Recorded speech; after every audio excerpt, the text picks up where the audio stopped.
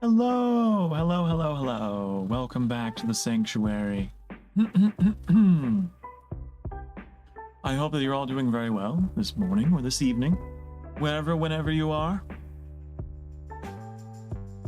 I had a bit of a rough start to the day myself. I managed to get a bunch of chores done around the sanctuary, though, on no coffee. It was really difficult. I was quite cranky. But I made it through. I pushed through. And I had my coffee. And I'm doing better. And I'm feeling great. I'm feeling like maybe today we rule over an immortal kingdom. Perhaps set in the setting of Crusader Kings 3. Yes, that is what we will be playing today. It'll be a much shorter stream. Much shorter than yesterday's, which ran on for 11 hours, and I wasn't actually expecting to make it that far, but I caught a second win there partway through, and we did it, and I'm very proud of what we did there with that stream. And today is going to be like a 2 to 3 hour stream, so nothing too crazy.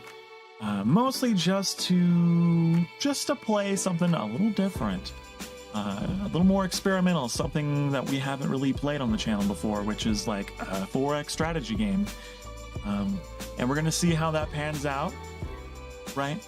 And usually I do 2 to 3 hour streams for new games because, you know, there's no telling what'll happen. There's no telling what the vibe will be, what the energy will be with the game. So, yeah.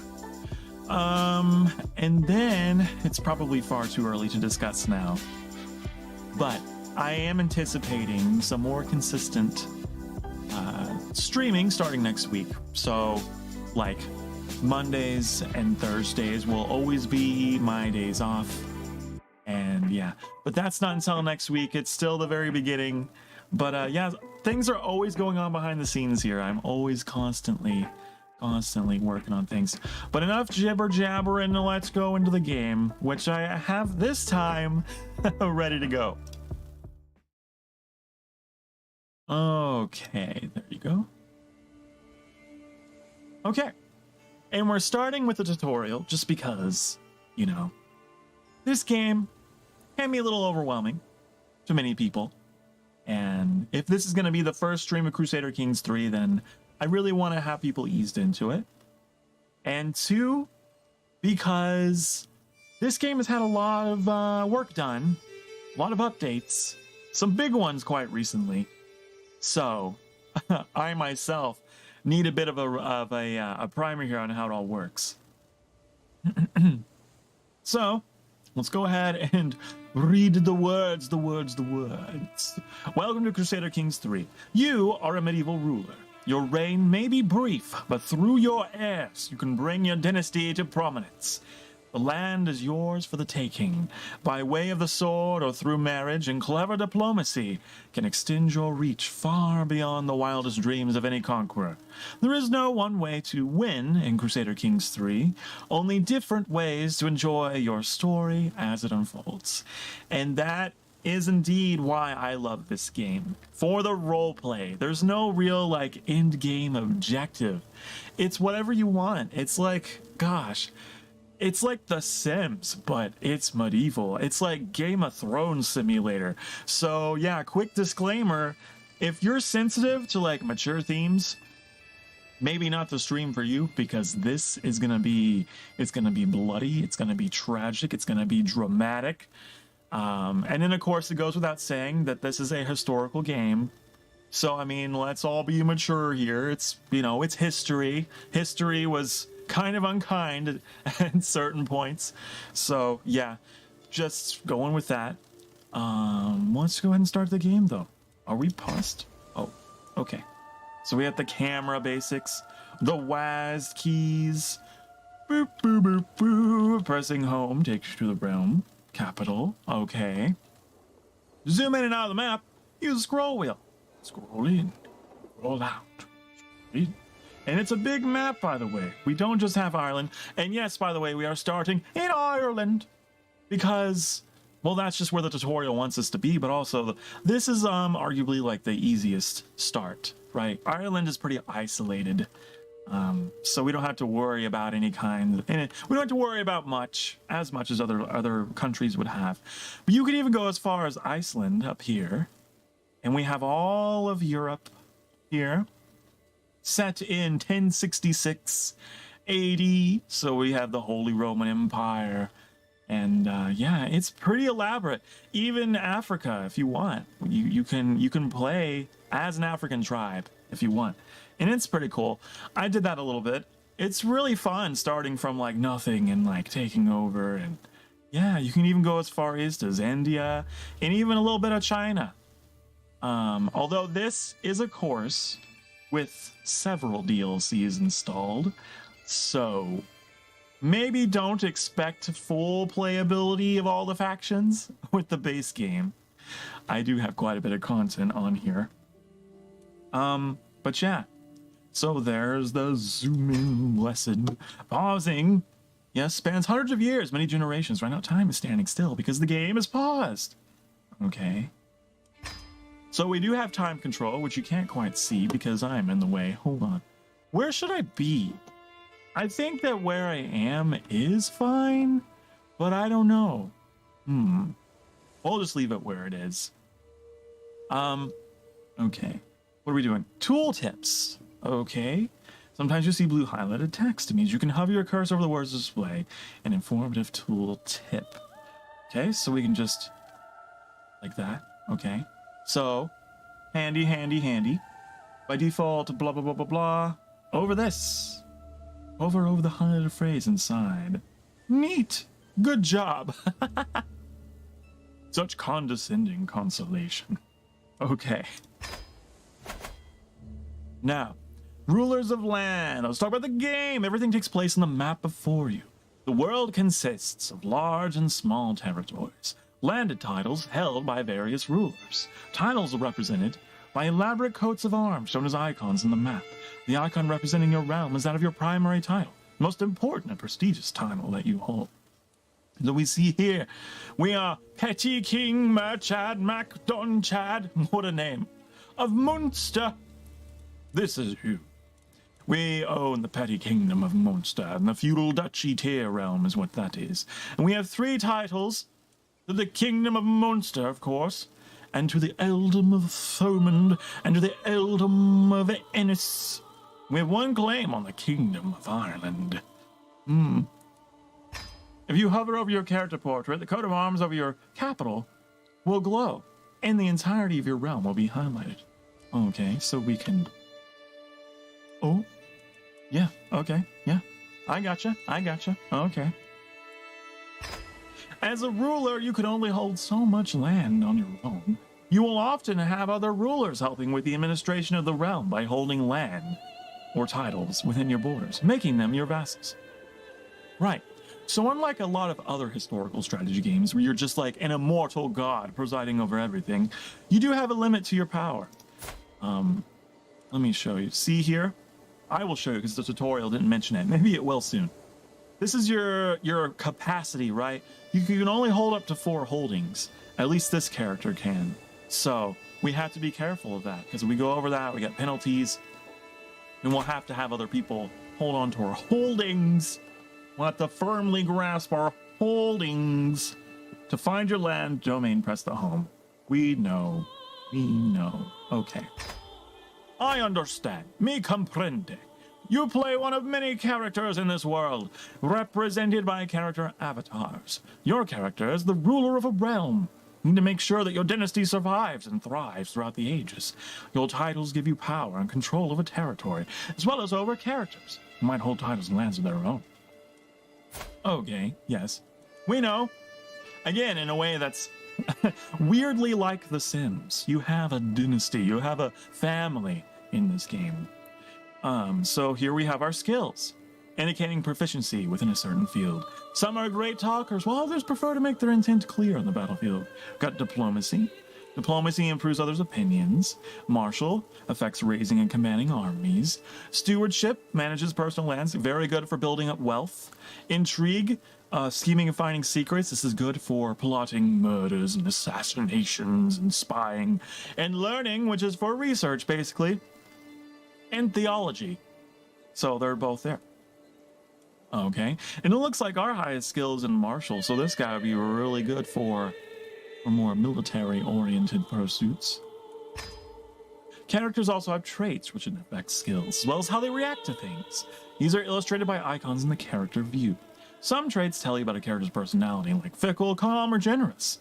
Other traits are specific to how a character has lived their life, such as an education trait or commander traits. You are temperate, wrathful, and impatient. That's a little too true to life, honestly. I would say I am definitely these three things. But yeah, we can see temperate gives us a boost of stewardship, gives us some piety, gives us same culture opinion. So yeah, we have all these little numbers, all the math behind these traits. So you do have a personality, which is kind of cool and affects a wide range of things in this game. When a character chooses to behave contrary to their personality traits, it can cause them stress. That is the thing in this game. You do not want to become stressed. I believe, yeah, this is your stress level. So if you take actions that run contrary to what, who you are, kind of person that you are, this will go up, and that's not good for you. Stress is not good for you. The trait can also impact how other characters react to you. Some people are impressed by the brave trait, while a lustful character is more likely to feature in salacious gossip. Yes, and that's what we're interested in, isn't it? We're interested in the drama, and this is why I love this game, because it's about the characters and the character relationship more than anything else. More than the grandiosity of conquest, it is about the character relationships. All characters have an opinion of one another, which drives their behavior. Low opinion causes people to rise up against you or unwilling to help you. High opinion can, on the other hand, make characters more inclined to join your schemes. So, we want people to like us. We want them to love us, because then we can use them. Gold, that's pretty self-explanatory. Gold is used for everything, and is collected from your holdings and your vassals as tax. Larger vassals and more important holdings give you more tax. But money can't buy everything, so I recant my former comment. Certain things can only be achieved by spending the right amount of prestige. Prestige, or for religious matters, piety. Yes. So you do have other currency here that you can use alternatively. Your prestige tells you how respected you are. You may earn passively over time by holding many titles, or actively, like by marrying into prestigious dynasties or fighting as an ally in wars. Whenever you earn prestige, you build toward your next level of fame. Higher levels of fame make other characters think better of you and bring more powerful ways to wage war. Some actions cost prestige, like declaring war. Yes, that's true. You want a lot of prestige, you want to be real prestigious. With a lot of piety, however, you'll have an easier time interacting with your head of faith. As you are Catholic, this is the Pope. Piety can be gained passively from the learning skill and virtuous traits. Blah, blah, blah, blah, blah, blah. Level of devotion, you can see we are dutiful. Here we are established. And then, some actions required to spend piety. Right, so another way you can declare war, you can declare a holy war, which requires a lot of piety to do. But yeah, that's the currency you can use in declaring war. And then, traits. Pick a lifestyle. There's 5 lifestyles. Lifestyles represent where you most blah, blah, blah, blah, blah. Yeah. We know. Honestly, I could probably give you a more interesting tutorial on my own. So, lifestyle. Honestly, I think that we should go with Marshall, because we know he has higher martial skills than anything else. So I think we're gonna go with this. And then we want to choose a focus. So this is like a tree on the lifestyle skill tree, right? We can go with strategy, authority, or chivalry, right? So this would increase our martial further, give us more experience. This would give us more dread, which allows us to do like more tyrannical things. High dread, I enjoy, so I might go with that. Prowess is good for if you use them as knights, like if you go in duels and stuff. Prowess is good, helps you in your duels, makes you more attractive, whatever. I like authority personally. I'm gonna go with authority, and yeah, I understand. Now, having selected a focus, we we can move on to other people. Interacting with our other characters is key in Crusader Kings 3. Yes, indeed. So we want to go here, want to go to our heir, our beautiful, look at our beautiful Brian McMurchad Brian. Yes, right-click your player heir's character portrait to see the interactions available.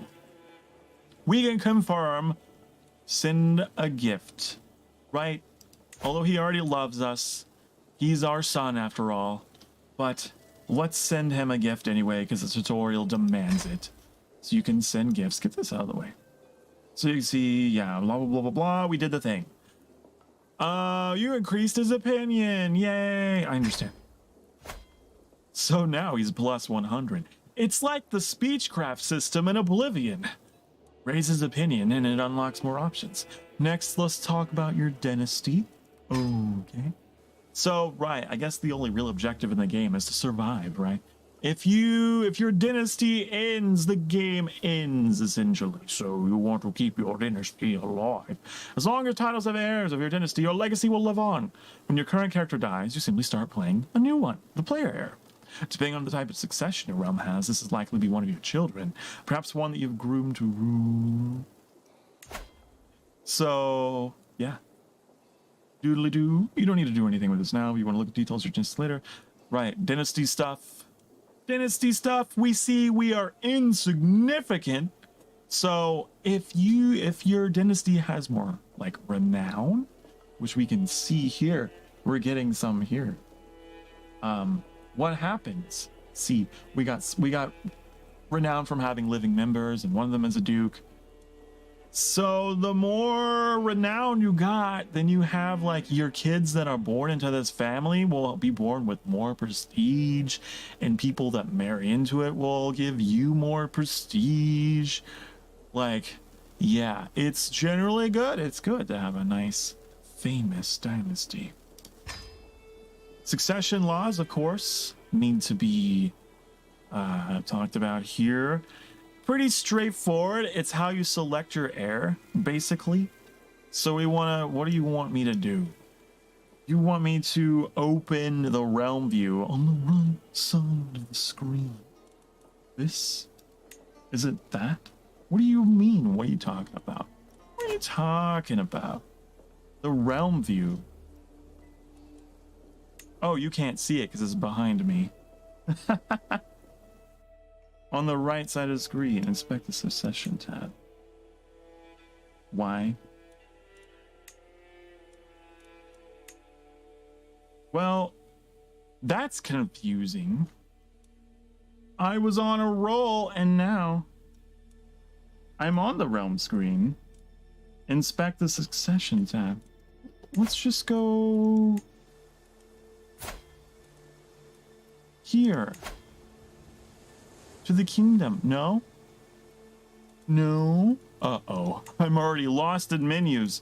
I'm already lost in menus. I don't remember. Here. Dynasty. The realm view. The realm view?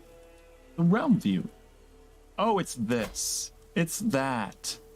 Okay. I was all led astray here. So the realm view. Okay. Succession. I know. So I was going to talk about that. Then you closed it. How dare you? Let me go back. See, we have here all children will inherit equally. So when I die, all of my children will inherit equal amount of titles. There's a male preference, so men take precedence over women in succession. This is just the default setting, but it can be changed. You can also designate an heir, but you have to have absolute crown authority, right? So you have to slowly upgrade your crown authority, and then you can do like way more, like, I guess I want to say tyrannical things, authoritarian things. So you can just designate someone to be your heir if you want. But as you can see, get this out of the way. We could change it to all these different other kinds of succession laws to determine who would take the throne. I'm not going to go into it. It's not important right now. And then, of course, the preference. You could do male only. You could do equal. You do female preference or female only. Of course, we can't do any of that right now. But yeah, just to show you the amount of freedom that you have in determining who takes the throne. Anyways, so what are they taking us about? What are they teaching us about now? Marriage. Marriage. They're teaching us about marriage. Let's get married. For unmarried characters in your domain, you can set up marriages or betrothals by right-clicking on the character. Okay, so this is a very fundamental part of this game, okay? It's the find local hot medieval singles in your area button, okay? Marriage in medieval times took on a different context. In modern times, marriage is more symbolic, you know? There is some legal stuff with it, but it's not anything like it used to be. In medieval times, it was about more than just, oh, you love the person, so you marry them. It's about you need land, you need power, you need wealth, you need alliances. And it's no different here. That's what it's all about in Crusader Kings. We're going to find a spouse, okay? We're going to find hot singles in my area. And we are going to... What are you telling me here? Choosing arranged marriage. Find spouse more relevant. Okay. So we want to find someone. We need to find someone that we're going to marry. Next. They're going to teach us about filters. I was just about to do that. Right. So you can filter who you want. Who you want to date. You can filter them out. You say, I would like to set a maximum age. It's just like a dating site or a dating app, right?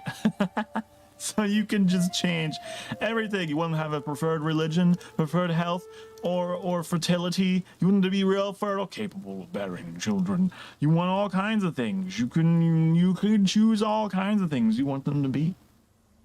Okay? But some aspects to consider include, like I said, alliances and skills and personality traits and fertility. Some of the traits that your spouse has is going to be congenital, which means they might be inherited by your children. So someone with a congenital trait might be a really good place to start, right? But of course, there are traits that are bad that could be inherited. So you gotta be careful. There's a full like genetic simulation happening here. So you're just breeding people. That's all it is. You're just breeding them. Okay. Select 2 characters for your marriage. You present with the details of the union, along with additional options, such as having the marriage be matrilineal. Right. So, basically this means that if you were a female character, for example, and you wanted to marry someone, right? But according to medieval tradition, the standard is, oh, the male would hold the authority. The heirs of your marriage coupling would take on the name of the male, right? That's tradition. Matrilineal would say, oh, no. It would pass on from the queen, the female. So you could do that. It's a little harder to do. Not as many people are willing to respect a matrilineal lineage, but it is a thing that you could set here. But of course, we're not going to set that. We want them to honor our name, our house name. So our heirs will be born in our name rather than in our spouse's name. So we can choose someone here. This person is sadistic. So you get intrigue, you get prowess, you get dread. They're seen as sinful. They're craven. And they're humble. They're humble, craven, and sadistic, but they don't like me that much. This person, generous. I don't like generous because, as you can see, generous people lead to, look at that monthly income, minus 10%. You can't be, you're spending all me money. I don't want someone who's spending all me money. I want someone who's getting me all the money. Chaste. This person dislikes intimate contact, avoiding temptations of the flesh. Well, how are we going to have any heirs? You see, do you see the strategy in picking a suitable partner here, right? You want someone who has all the traits. Forgiving. Forgiving. Come on, come on. You want someone who has the good stuff. And I'm trying to remember. I remember liking greedy, because greedy gets you money. I remember liking not chaste. Can we start with like God? This is where the game always hangs up for me. Trying to make decisions between potential suitors. Lustful. Lustful. Look at that fertility rate. Carnal desires burn hot and Gwynlein's core. Arrogant, so we get more prestige. But forgiving. I mean, less intrigue, but I do need fertility, though. That is kind of a high priority right now. I guess we'll go with her. Go with her. She says she will accept. But again, like matrilineal, children will be born into their mother's house instead of their father's. That's a very succinct way to put it. I like really danced around it. And then use a hook. We don't have one. But they're going to accept, so...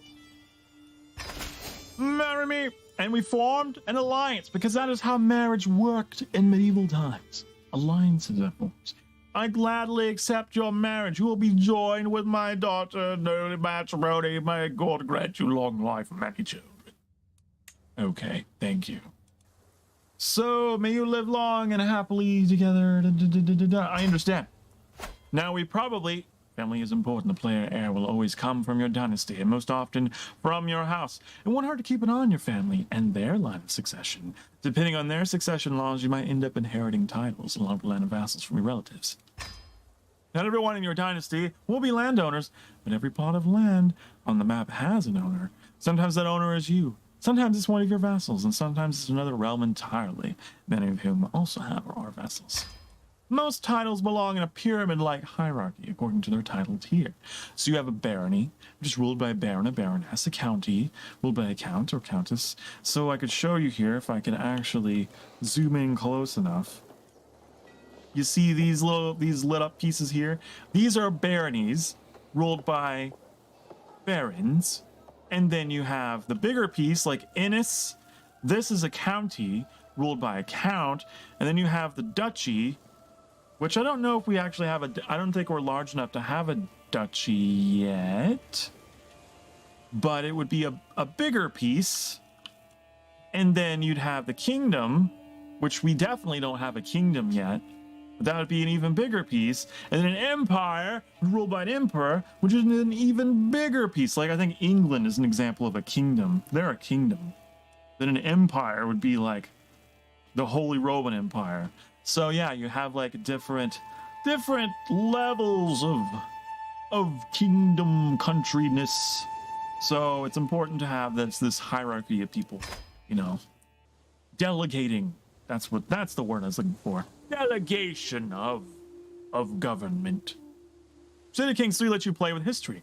There's no guarantee that a king is actually in control of all the titles that his kingdom is supposed to contain with his border. We call this title hierarchy de jure, and if the structure has been broken, it is often possible to declare war over errant territories.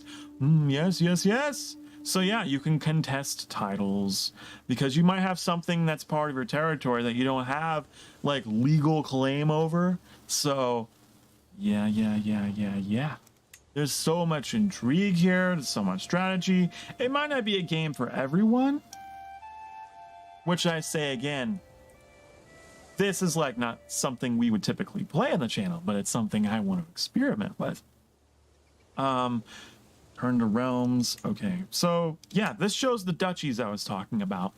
The theoretical duchies that we could own. Like, where are we? This is us. We own this territory here. We could own the entire Duchy of Munster, and we could take that title. So then everyone in this territory would respect us. They'd be like, oh, okay, so you have the title and you rule over us. We have to get that title for them to respect us, for those vassals there to respect our authority. Because if they don't, we don't have the duchy title, then the vassals there be like, you're not my rightful liege, I don't like you very much. So, and then that could lead to all kinds of potential civil war and such. So you have to make sure you have a legitimate claim to the territory you're taking, which I love about this game, because in a lot of other games, like Civilization comes to mind, right? You can declare war and have some kind of like simple reason for declaring war, but like in real life, you can't just go around declaring wars, taking as much territory as you please, because like these are people and they have opinions about your rule. Is this like Civ? I was just talking about it actually, George. It's like Civ in the way that it is very slow paced and you gotta really think about your moves and all the rest, but it's not about conquest. Conquest is a part of this, certainly. But I would say it's more about simulating what it is to rule over a nation. So it's less about world domination and it's more about taking care of the people that are already in your borders and only seeking conflict when necessary, because like there are casualties of war. Like you can't fight a war forever in this game. Like in Civ, it's not like, oh, you're out of units. It's like you literally do not have enough people to conscript into service. So, or like you run out of money to fund the war, or the people there just don't respect your titles that you have over them. So it's a lot more realistic in that way. So I would say it's very, very different from Civ, but I love that personally. The juror title of Munster consists of 4 counties. Right, we were just talking about this. So in order to have the title for all of this land, this duchy here, yeah, okay, we have 4 counties.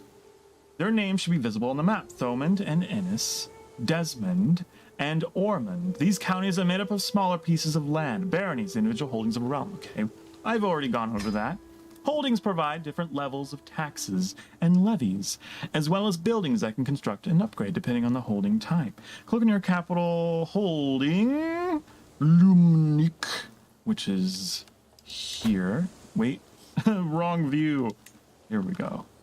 Lumnik. And okay, what do you want me to do? Select bastions and curtain walls among its buildings. This one. Okay, yeah. Upgrade the structure. So we can upgrade this to... What are you want me to just... This? Construct Bailey. Okay, this is the first upgrade, okay. So it'll be 150 gold for 3 years, give us more tax, stronger fort level, and more damage for our cavalry, and increase our garrison. Okay, sure. Also, things take time to construct in this game. Everything takes time. So this will be finished on the 29th of May in 1069.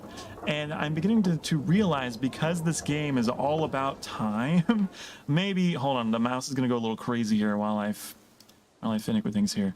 I almost think that I'm better positioned here in the middle, because at least then I can maneuver my menus here. I think. I hope.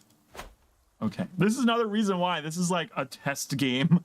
I don't know how 4X games would look with me on the screen like this. See, now I'm not.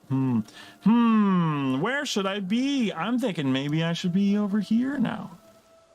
I am covering these buttons, but at least these aren't dynamic. You can actually see things changing over on the right. Okay, yeah, I like that better. We're just gonna cover me up. Cover my character up. You want to look at me anyway. Okay. Let's reposition ourselves.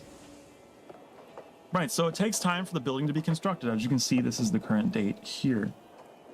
Lumnik wasn't built in a day. Feel free to close the walls and towers. I already did that.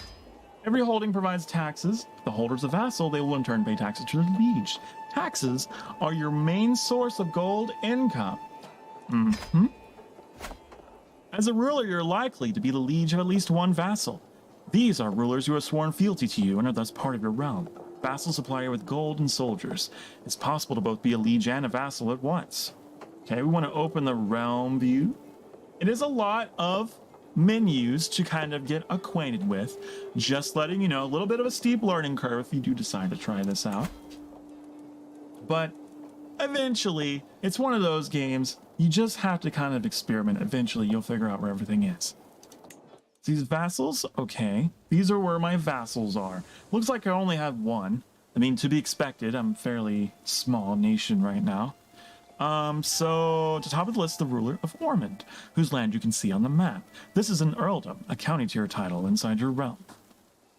Okay, he's a powerful vassal. He's my only vassal, so not much competition there. Worthwhile keeping your vassals happy. This keeps them out of schemes and factions against you. Right, like what I was talking about earlier. He's at a -10 opinion. And there's reasons for that you can see here. Because I haven't reigned long enough, right? I'm not a long reigning liege, so he kind of distrusts my rule. There's a trait here, ceremonious. Different culture? Does he have a different culture than me? Cultural acceptance is -26. He might be of a different culture. Maybe that's why he doesn't like me so much. Interesting. Okay. So no matter how mighty a ruler your character is, if your realm unites against you, either to depose you through war or just to murder you while you sleep, your reign is bound to be cut short. This is like Civilization if there was like a role-playing mechanic to it. I think maybe that might be the best way to describe it. There's some very, very heavy, like, role-playing mechanics going on here. There's a limit to how many vassals you can comfortably be in charge of before your realm becomes unwieldy. Going beyond this vassal limit affects taxes and levies. Okay, so we don't want to go over having 20 vassals. Although I don't think I've ever had over 20 vassals. I try to be pretty efficient, but, like, you don't want to have one vassal that has everything. Unless you're on really good terms with them, because then there's a high chance of them turning against you. So we want to make sure we don't have more than 20, because that's our limit there. Doesn't matter for the tutorial. When you start to build your own kingdom, be mindful of growing too fast. That is a problem, yeah. I have never had that problem personally, because I tend to play very defensively, very slowly. That's just how I am with strategy games. But it is possible to grow too fast. Okay. Your realm is the complete body of land and titles that you control, including the areas held by your vassals. Right now for you, this means the counties, called earldoms, due to your Irish culture. Right, each culture calls a county something different. It's just flavor text. Again, just the roleplay element there. So we have Ennis, Thomond, and Ormond. When domain is used, we are instead referring to the land you own personally without vassals, Ennis and Thomond. Okay. Know that there's a limit to how much land you can hold. Yeah, I discussed this earlier. I've been ahead of the tutorial a little bit. The domain limit, right. Which they're not showing you, but I can show you where that is. Get out of the way. Right here next to my ear, you can see we have a limit of 4 holdings right there. That's what that's talking about. We don't want to go above that, but yeah. I understand. Managing a realm is a lot of work. As a ruler, you have the help of your council. These can be either vassals or members of your court and act as your trusted advisors. So this is our council screen. Counselors can be set to work. They'll do different things. You can change the counselor's task by clicking on the button near their portrait. I need a drink. I've been talking a lot.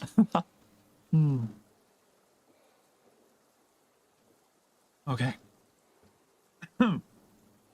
So, powerful vassals expect to be appointed. Right. Like, for example, this guy, right? Here's my one and only vassal. He's a little displeased. And I don't think he wants to be on the council. Does he? Oh, he does. This ruler is a powerful vassal who expects to remain on the council. Is he already on the council? He is. Okay, I was about to say, it is a good idea to keep your vassals on the council if you can. Because otherwise, again, they could get really jealous if you have some very powerful vassals and they're not part of your inner circle. They could get really, really, really mad, really jealous about that. But apparently he is my chancellor, so I think he should be quite placated with that rule. Okay. Schemes are long-term goals aimed at another character. They can have hostile goals, like trying to murder or abduct your target, or be more wholesome, such as the befriend scheme. So here's our intrigues. This is all the espionage things that we can do. Okay. Good time to use a scheme might be, we need to close this. It's kind of annoying. Get out of here. Go away. I know, my son has a good opinion.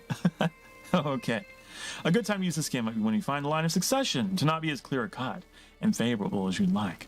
One way to get ahead is to simply remove the competition quietly and with no witnesses. A murder attempt comes with a risk of discovery, however. If your attempt goes awry, it will make your character unpopular, especially with your intended target. Yes, I've had that happen before, where like word breaks out. It's like, oh, they linked the murder to you. So you got to make sure you got a high skill and intrigue, and you're taking care to cover your tracks if you go into the assassination route. The sway scheme is made for increasing the opinion someone has of your character. Let's try it. So open the council, right click on your chaplain. Okay, they want me to sway him. So he's in charge of this. And if you can see here, each council position is like ruled by a different stat, right? So you want someone that has the highest stat, ideally, in like diplomacy if they become a chancellor, and their like governing stat is going to be stewardship. So you want someone who's high stewardship, and then marshal, and then, you know, all the rest. This is your spy master. So again, back to the thing with schemes that could go wrong. You want to make sure you got a spy master who's real good at intrigue, because otherwise you get a sloppy spy master. They can link murders to you, they can link thefts to you, they can link all kinds of horrible things to you, and then it's not good, and then you become the subject of the rumors. And I don't know about you, but I love drama, but my relationship with drama is I enjoy it from the outside looking in, not from the inside looking out. So we want to make sure. Fortunately, here we got an excellent intrigue. This guy has poor diplomacy, but again, he's our vassal. But if you want to appoint him, you can change him out if you want. So you'd be like, I want someone else that has higher diplomacy. So then you can filter by your diplomacy skill and see everyone in your court, everyone in your like character relationship social circle, people that you know, people that are close to you, and you can choose from them. For example, this guy is my cousin, and he's my knight. So I could be like, hey, you're gonna be the chancellor. But if I do this, this vassal's gonna be real upset, even more upset than before, because he had the position and I took it from him. If you fire people, it makes them unhappy. So be mindful of that. So we're probably not gonna do that. But yeah. Other people that are not my vassals, I'm not as cautious about replacing, because if they get mad at me, I don't really care. They're not in charge of armies or anything, so it's fine. All of these other people have pretty good stats though. I don't think I really even need to do that. Also, your partner, your spouse, can also kind of help you out. You can have them by default. Her support gives you, you know, all of these, but you could have her focus on individual things. If you're focusing on something, she could fill a position in your council to do something. This is all stuff that the tutorial has not gone into, but I just couldn't help but elaborate on. Okay, so back to schemes. I got all sidetracked. Schemes, what do you want me to do? You want me to sway him? Even though he has 56, wait, he's 56 years old. What is his relationship level? -25. Oh, okay, so I guess I didn't even see that. I guess your opinion is down at the bottom.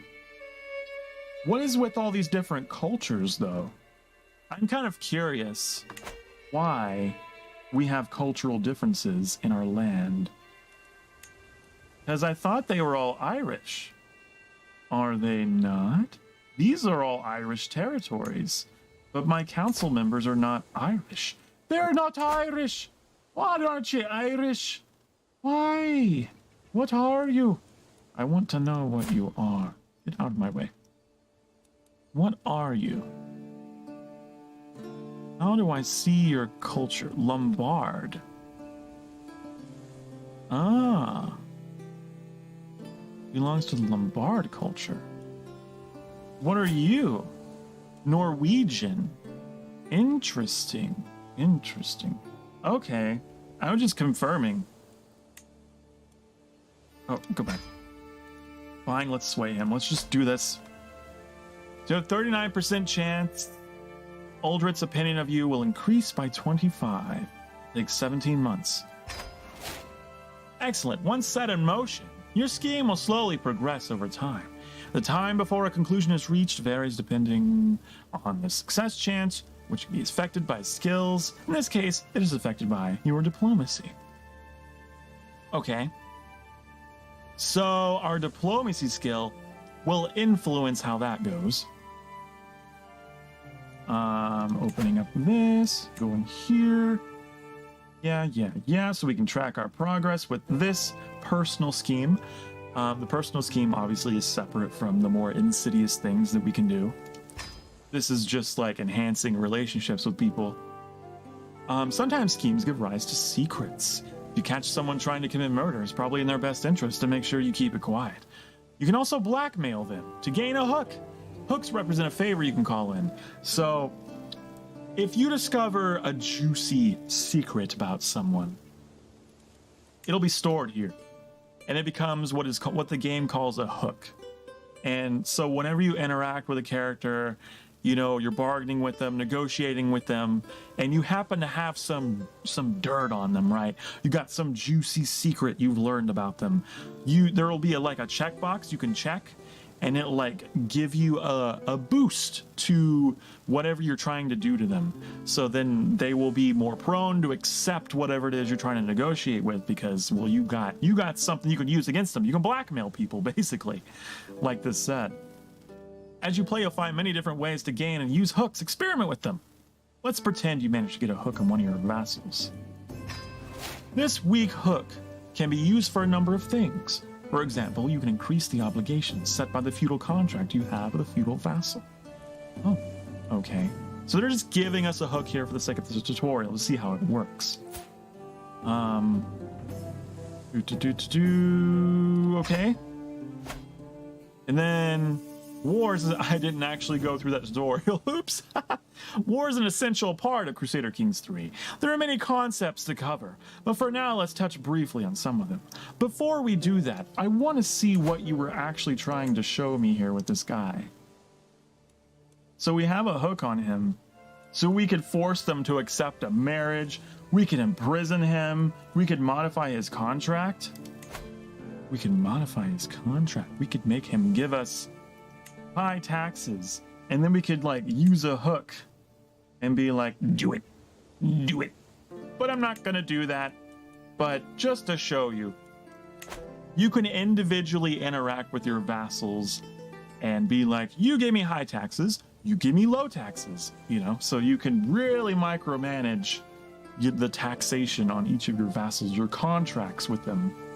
If you also saw there, we also have contracts. In the contract, we can manage how much they contribute towards the army, right?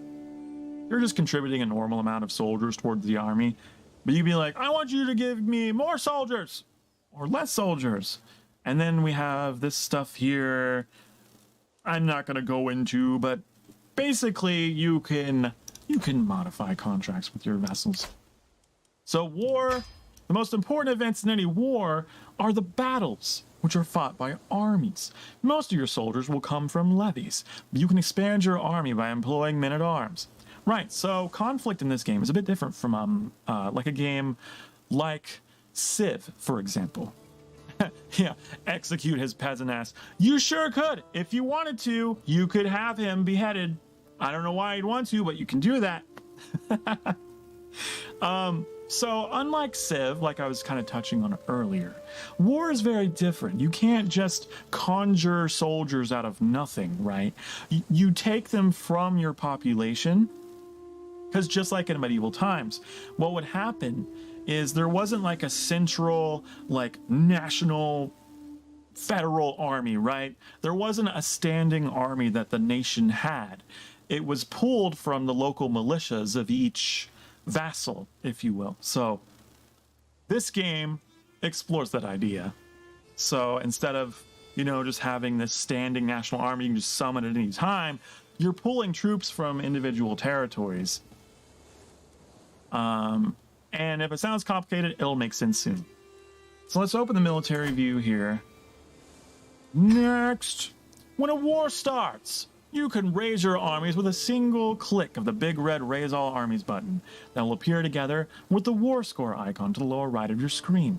You can, of course, raise all armies from this military view as well. When a war is over, you have to disband your soldiers before starting another war.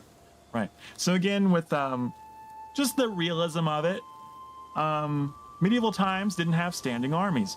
Once they were done with their conflict, they went back home to their farms and their families. Like, it wasn't their profession. It's what they were just called into. Okay. So now, we can raise all armies. Does it want me to raise all armies? Are you wanting me to declare a war? We have rally points, right? We can add a new rally point. But they will spawn here? Yeah, this is where they will spawn by default. Okay, next. To start a war, you need a legitimate reason. That's what I was just thinking. I was like, do you want me to declare a war? This is called a casus belli against another ruler. There's various ways to obtain a casus belli. You might have de jure titles that make you the rightful liege of your target. You might inherit claims, or you could pursue holy wars against nearby infidels. Although these are the most common, there are dozens of different types of casus belli for you to discover and use as you play. Easiest and most straightforward way to acquire claims is to fabricate a claim on a county, something your court chaplain sees to. Right, so you can just fabricate one. If you don't have a claim on a territory, and be like, I'm going to invent one. I'm going to be a little dirty and just make up a claim on a territory. Also, you're in Dyfed? That's cool. That's cool. So I guess we're playing in Ireland. We're playing in your home country. Okay, I understand.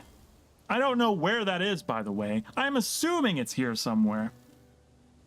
Soon we'll let you unpause the game. Just a few things to go over first. Actually, I'm curious. Hold on. Now I'm curious. Hold on. Get out of the way. Let me see here. I wonder if they have that. I don't know where that is. I bet you it's in here. I bet you it's in here somewhere. But, yeah, that's cool. Okay, just a few things to go over first. First, it's important to know there's 5 different speeds available for you to play at. 1 through 5 to switch between them. And you'll be able to pause or change the pace. Right, okay, time control. That's over here. I see, yeah. Important events of the game will auto-pause for you. Start the ticking of time and pause the game. So let days, months, and years go by. Okay. And armies instructed to march will move. Sure. If you ever played the Total War games, I would not only recommend them, but 2, I would compare that a lot to the way war works in this game. I don't own the whole Ireland. No, I don't. I will show you what I own. I own this. I own this chunk here. Munster. That's what I owned. Okay. Let's remind your neighbor, the Earl of Desmond, who his rightful liege truly is. If it happens to expand your realm, then so be it. Using the character interaction system that we went over earlier and selecting him via the map, declare war on the ruler of Desmond. Desmond?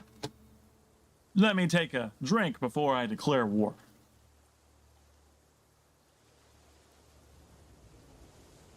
Okay.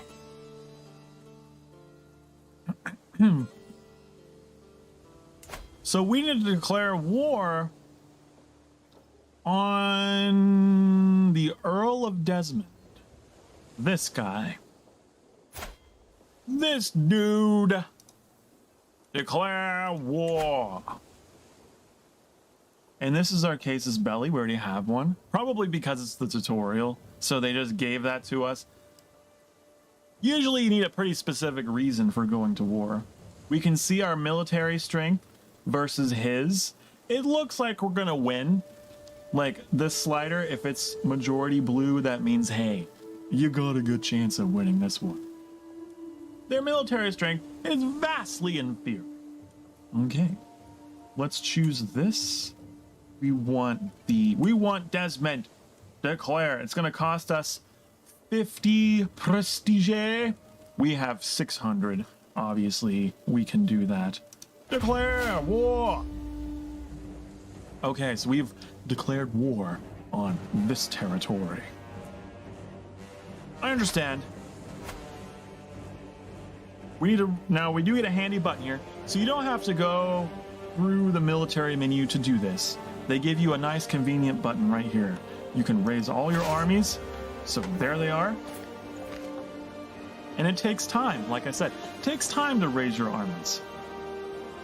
I understand. I know, I'm trying to explain tutorial. I personally think I'm better at giving tutorials. So we can move this army. But it's not. But we haven't raised our army yet. Why are you saying that? I understand. But we need troops. Hold on. There we go. Have we reached maximum capacity? I believe we have. 1,038. What did we have? That was not good. Close enough. So now that we have our troops raised, we can go on our conquest. Now that your army is moving, it's probably heading into battle with enemy forces. This can be a head-on encounter with other armies or the start of a siege. I know. So he's going to start making his way downtown, walking fast, faces past. And when he gets there, he's going to start a siege. Well, it looks like we're going to have a battle first.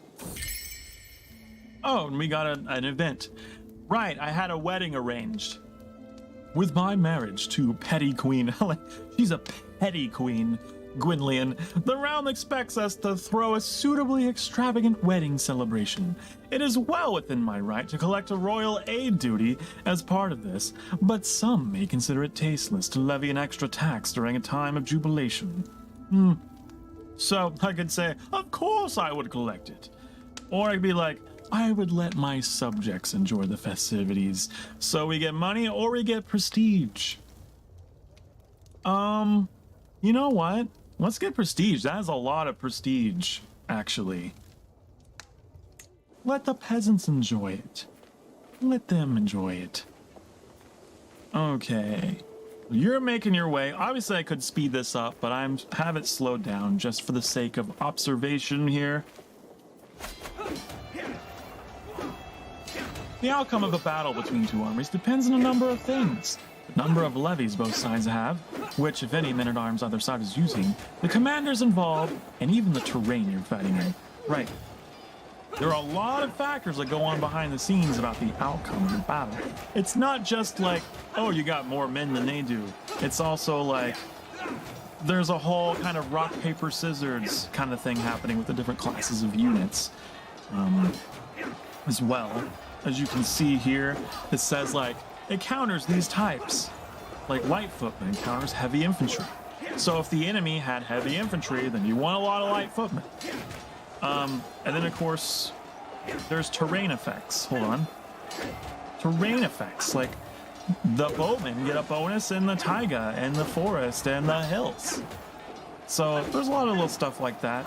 You don't generally have to pay a huge amount of attention to it, but for anyone out there that's like a real min-maxer, I'm not. But if you are, all of that math is there for you to look at. I just look at the colors. If I see more blue than red, I go. I follow the auto calculation. So they will just kind of visually fight this out on the map after we unpause it. And we can speed it up a little bit. I'm the guy at the top. The enemy is the bottom. And as we win, you see how the enemy's animation gets like more defeated? He's like, oh no! Ah! Can we rotate? I want to rotate. I don't think it will let me rotate. No. But yeah, we'll break through his shield over time and then he'll die. Let's speed it up a little bit more. You can see the progress right here as it ticks down to 0. And then he's gone. He's gone. He's dead. He is now deceased. I guess he had some troops that managed to desert and run away. You see there's a bunch of them moving away. Okay, so now we move on to besieging. Because we got through his troops. Now we're at his city here. You need to win sieges to win most wars. They increase your war score. Right, the war score down here. So this game, in order to win any war, ooh, excuse me, you got to get your war score up high enough. Then you can enforce your demands for the war. Obviously, he's not going to get this out of the way. He's not going to accept yet, as you can see. But the more stuff that we do, right, the more pillaging and the more battles that we win, the more sieges that we complete, the more victorious actions that we do, the more war score that we get, and we basically force him into a corner and make him recognize that we are the winners, and then he's more prone to accept our demands for the war. It's kind of cool how the war system works, because it's based on the relationship status. Okay. What do you want me to do? You want me to look at the siege stuff? Okay, I guess we can. So we got 6 months left. Right, and over the course of the siege, we're gonna have random events happen that will either randomly increase the progress or decrease the progress. I don't know if there's any way to really control it, and I realize you can't actually see it. Hold on. As you see here, there we go. Maybe I should just stay in the middle. Seems like all the important stuff is on the left and the right of me. Okay, so as you can see there, the siege stuff. This is an event that's going to last 6 months altogether. The siege as a whole, and it's divided into events. So this event, the next event's going to be in 20 days. Siege progress is 1.7 a day. You can see that their supplies are fully stocked. They're normal. Their walls are intact. Over time, these are going to change. These pieces of artwork are going to change and look a little more a little more grim, I guess. And then the siege will kind of, over time, increase farther and farther and farther. So, to get an idea of who's winning a war, I've already talked about the war score. Once again, I'm ahead of the tutorial. It goes from -100 to +100. Changes based on battles and sieges, as well as territory occupied. At 100, you can force the other side to accept your peace. Conversely, at -100, they can force you to accept their peace. All wars end in one of 3 ways. Victory, white peace, which means no one gets anything. You just agree to stop fighting and no one gets anything. Or defeat. The exact consequences of any of these change, depending on the casus belli. Okay? Right. I know. I've already explained these things ahead of you. Okay. So I guess we're gonna wait for the siege to complete. Also, before we do that, it has been an hour, hasn't it? I guess a siege is a perfect time to take our hourly break, is it not? Let's do that. Boopity boo. Okay. Yes, feeding time indeed. The welcome message needs to go. I forgot to get rid of that. Yeah. Okay, I will see you in a few minutes, all right? It's important to stretch at least, do that much, and I'll be right back, okay?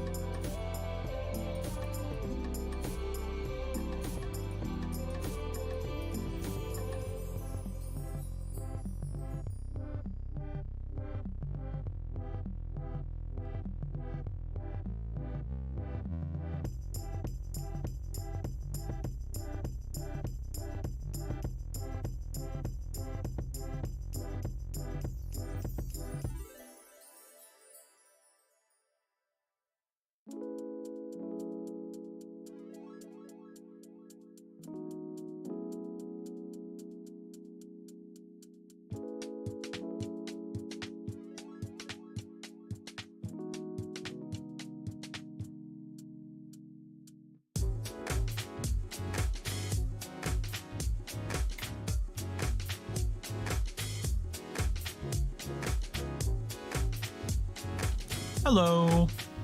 I'm back.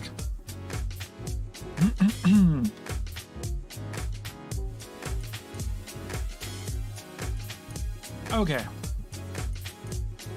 I hope you are enjoying the game so far. And you mentioned Civ earlier. That is a game that I do want to play at some point. So if you're having difficulty understanding Civ, I am absolutely a veteran of Civ and I can help you understand that one.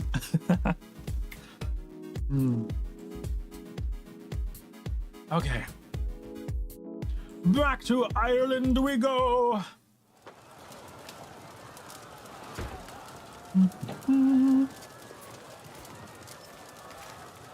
Okay.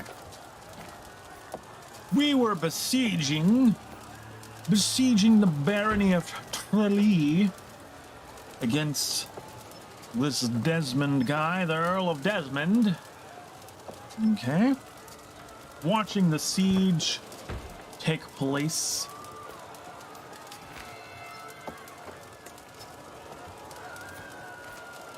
These troops, these deserters of the enemy are running across the country. But it's okay, I'm not too worried about them. What is this? Oh, just that we had a victory? We got, oh yeah, you get fame. We got fame from winning that. We wounded someone. Oh, we wounded the Earl. He's got like a mask on. Is he that ashamed of his injuries? Oh, you played Age of Empires before? Oh boy, you're gonna... Ah. I'm a big Age of Empires fan. And I happen to have Age of Empires 4. I haven't played it yet. Definitely hoping to play that on the channel sometime. I have a lot of memories associated with Age of Empires, for sure.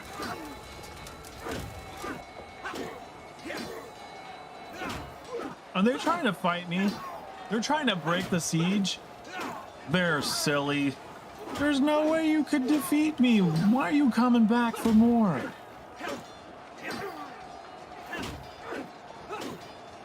Well, I guess we just...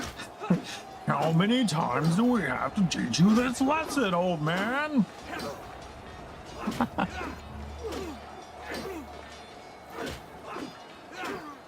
I wonder if there will be any survivors this time.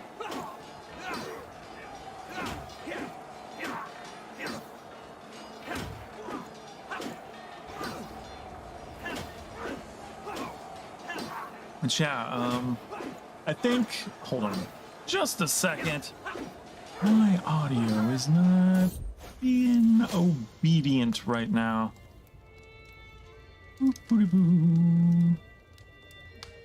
There we go. Okay. It's an ongoing technical difficulty. You shouldn't be hearing anything, but I am trying to fix it on my end. Okay. Now, what happened? My injured brother, my brother Conchabar, has been wounded, and the injury runs deep. I fear that his body is not strong enough to fight this on its own. I feel death lingering by his bedside. How dramatic. Oh no. There's nothing that can be done. He's gained the trait severely injured. Oh no.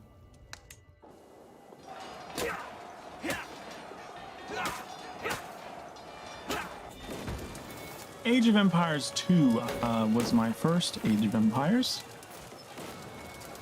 And I loved that game so much. As a kid.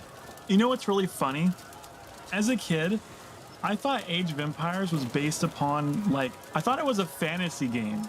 It's like I was just a kid and I didn't have the education. Certainly not from where I came from. I had a very rural education. But at the time, I was just like this stupid old kid who played Age of Empires, and I loved it, and I thought they were all fantasy cultures. And then as I got older, I became more educated and found out, oh my goodness, like all of these cultures actually existed or currently exist and are amazing, and the whole world started to open up for me. But yeah. When I first played that game as a kid, I thought that it was a fantasy game, which is so funny to me. But it was also really cool to find out that all of those campaigns based upon like real life people. I remember that blowing my mind because I was like, oh, I thought that was just a character in a game. It was a real person, like Joan of Arc and stuff. I remember loving those stories. So, yeah, near and dear to my heart. Yeah, it is insane.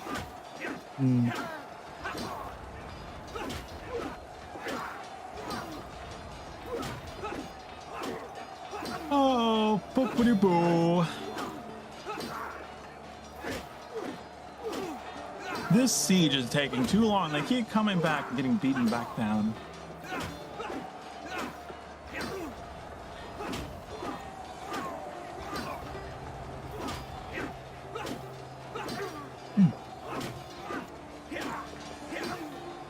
But, yeah, I really had to self-educate when it came to history. It just wasn't something that, like, our schools really tried to make an effort with. It's kind of sad, but, like, just where I came from, and just, they didn't care. So I was that kid that was always in the library and stuff, and just teaching myself. And I love history. I came to love history, even though I had to teach myself most of it. We gained prestige. This happened despite your spouse's poor stewardship skill.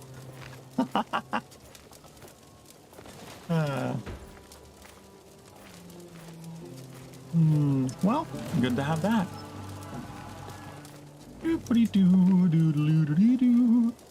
How do we clear you? There. So, how is the siege going? They're coming back for more. They're not gonna take it lying down, are they? Come on, the siege is almost done.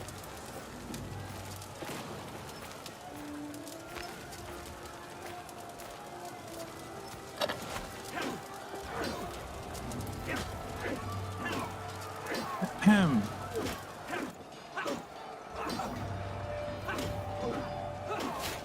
Gain the trait wounded. I didn't even know I was in this fight. I didn't even know that the king is in this fight. Oh no. And yeah, it was terrible. It was terrible. It was a school that was like out in the middle of nowhere. Okay, you had to take a series of dirt roads to get to it. It was real tiny. Yeah.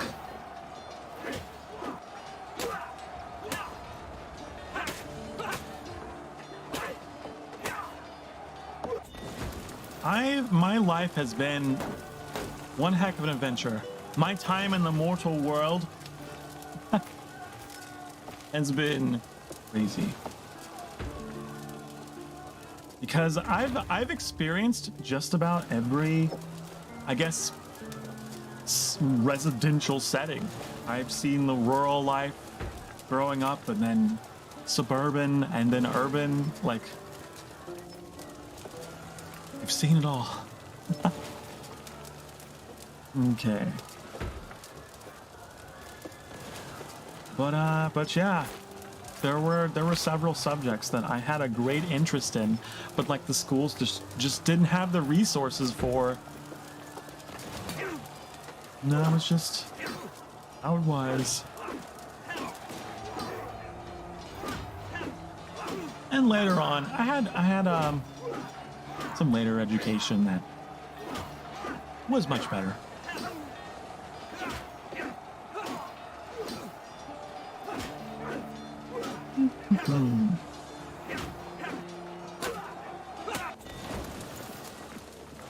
Are we almost done with the siege? Wait. Did they beat me? No, I beat them again. This is taking a little while.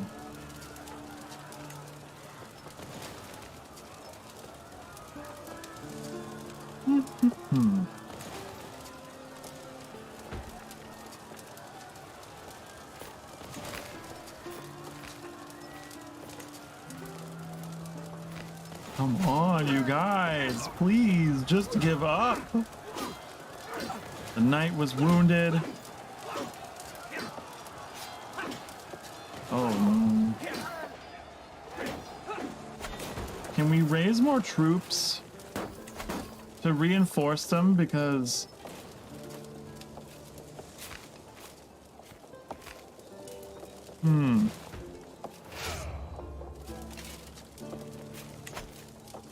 I really want to help him out.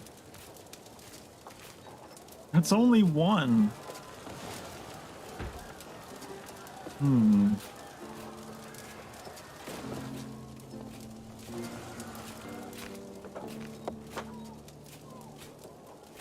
Well, that's dumb. I don't want just one additional soldier. Like, hello, the reinforcements are here. It's me. How do I... Oh, pregnant. The queen is a pregnant.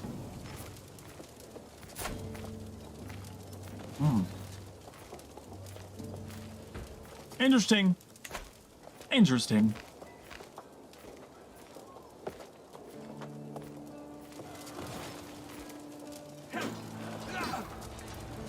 But I don't know why.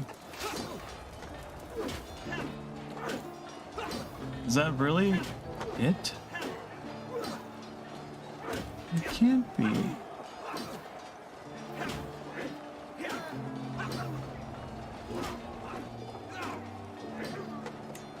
Can we create more? Do we have to create another regiment here? I don't understand why. It can't be all of our soldiers.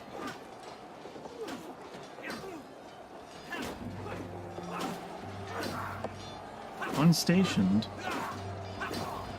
Well, probably because they're... Increase the size. Increase the size. Increase the size. Look at that. So now... Where are they at? Where'd you go? Not enough soldiers. I know, I'm trying to address the situation here. You guys really need to go get reinforced. And you guys are dumb.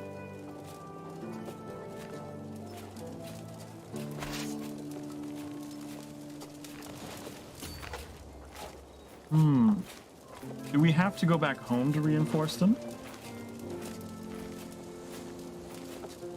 Guess we have to go back and return. Because we don't even have enough troops to have a siege. Oh, come on, go away. These guys will not let up. I have never had an enemy do this before. The counselor was slain in battle. Why do we have our counselors fighting? What is happening? Oh, the marshal. Okay, I guess that makes sense, but still. But still, what are you doing, tutorial? Why did you have this happen? My nephew and knight. Okay. You'll be the marshal. You will be the marshal. Oh. Let me try this again. Okay. Here we go. Well, that counselor was slain in battle. So sad. Please get home and reinforce. I don't want to start fighting with counselors. I don't know why.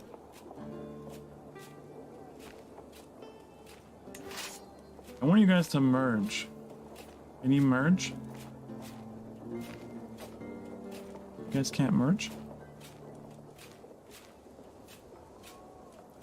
Can you reinforce, please? I don't know. I don't know why. I have 2 unraised soldiers.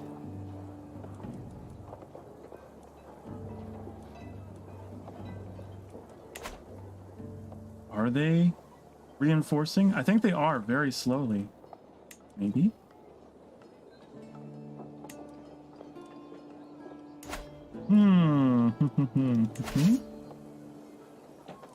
Here's merge. Merge! Now, I want you to raise troops. All these victories we've had.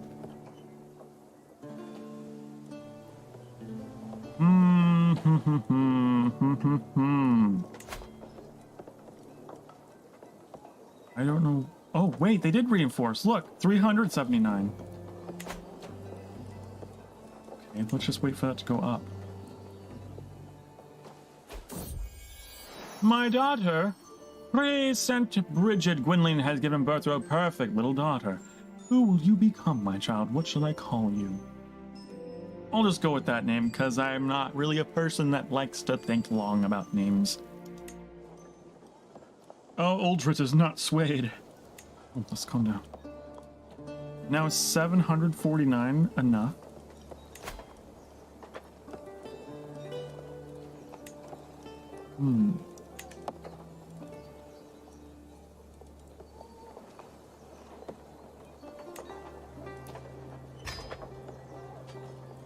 How much does this cost to increase his maintenance? But I want more. I want more. Get out of here. Okay, we're going with 1,000 troops. Now you're done. Oh, it says they are reinforcing plus 50 per month. So it's just really slow. That's all it is. It's just quite slow.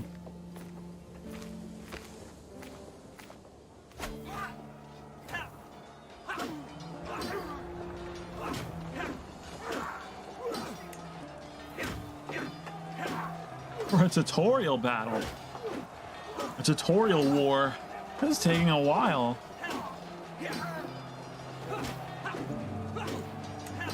Okay. Please.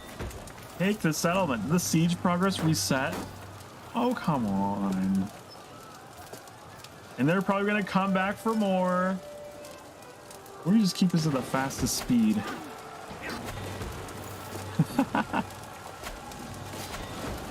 There we go.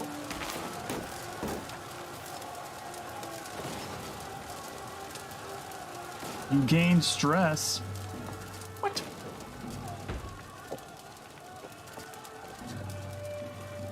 Oh, because his brother died.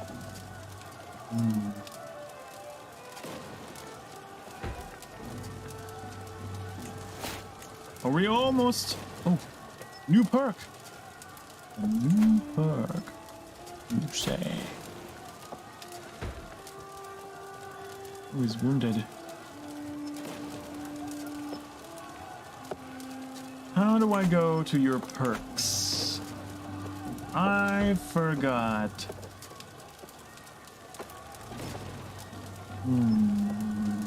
Here.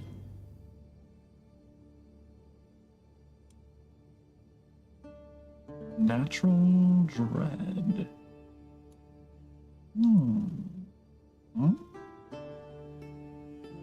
Ooh, this is all good stuff for damage. That'd be good. You already have these? I think I do. I have this. Strategist.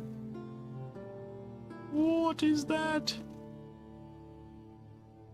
I mean, sure.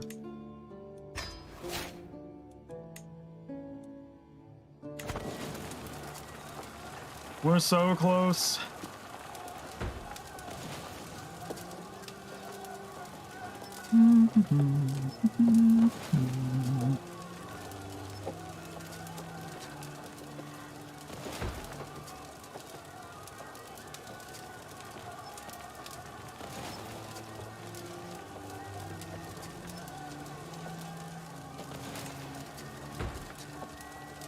There we go, finally.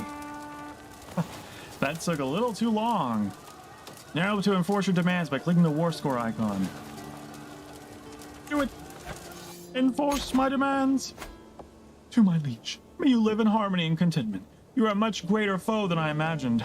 In order to put an end to this bloodshed, I will comply with your demands. You gain the contested county. became a vassal. He has negative 100 opinion of me. I mean, that's to be expected. We conquered him.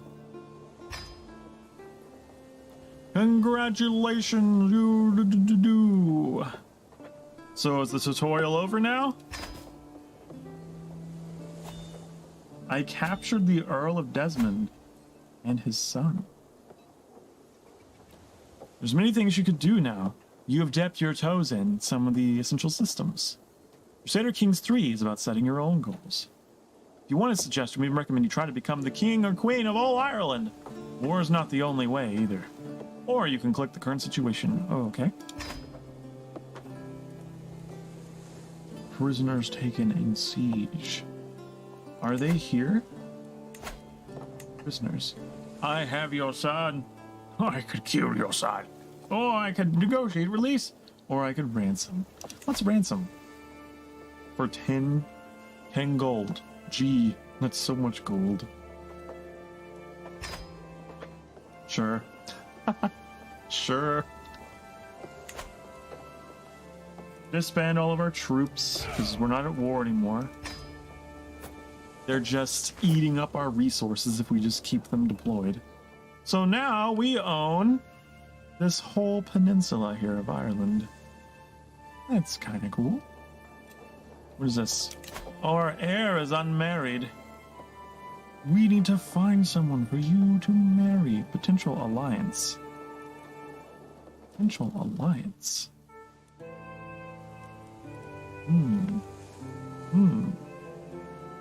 Let's see.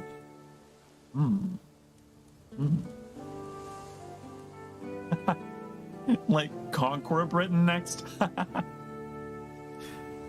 That would be a lofty goal. Yeah, just conquer all of it. I mean, I'm sure someday you could. Someday you could. You very well could.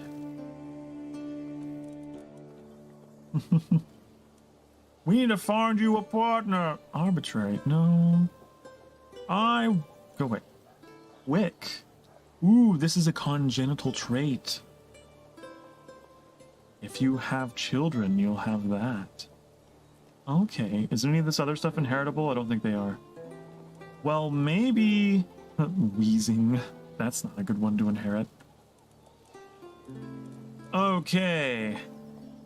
Giant. That's interesting. I like the quick one. Let's do that.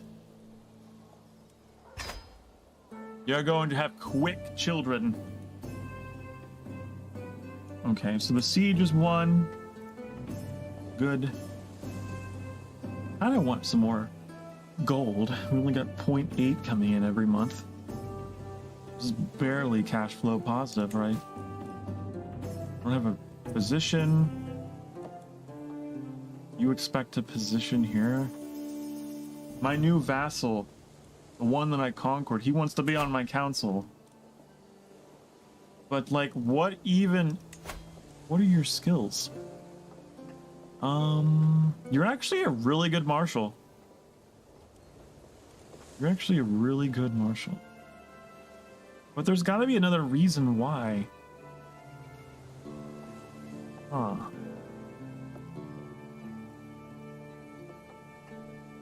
That would help some. That wouldn't help the whole thing. It's gonna take a long time before he likes us. I mean, understandably so. Disfigured. Hideously disfigured. It reduces his fertility. Jeez. Okay, well... I don't know what to do. I'd rather wait until you ease up a little bit, and then maybe I'll give you a position, because... Who is this guy? This is my nephew.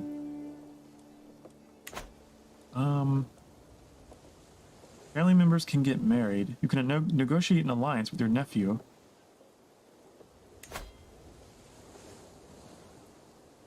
What?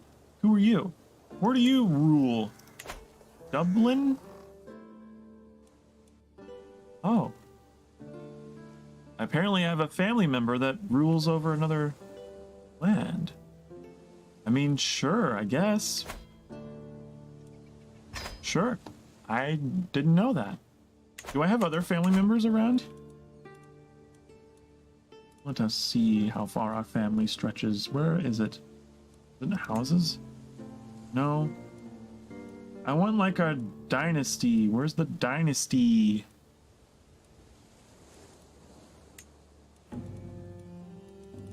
I don't know if there's a way to see that.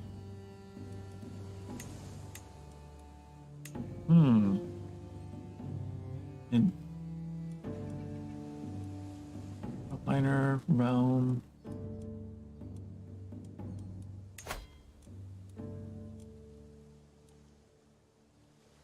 Where is the dynasty screen again? I always forget where the dynasty screen is.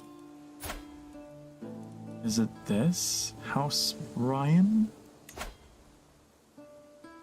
Dynasty Dal. 12 living members, 2 houses.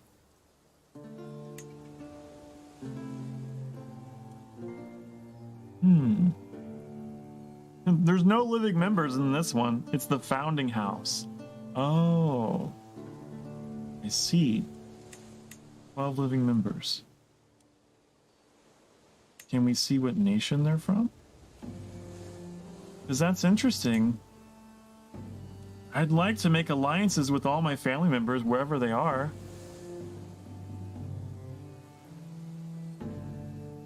But I don't know if there's a way to figure out. Rank.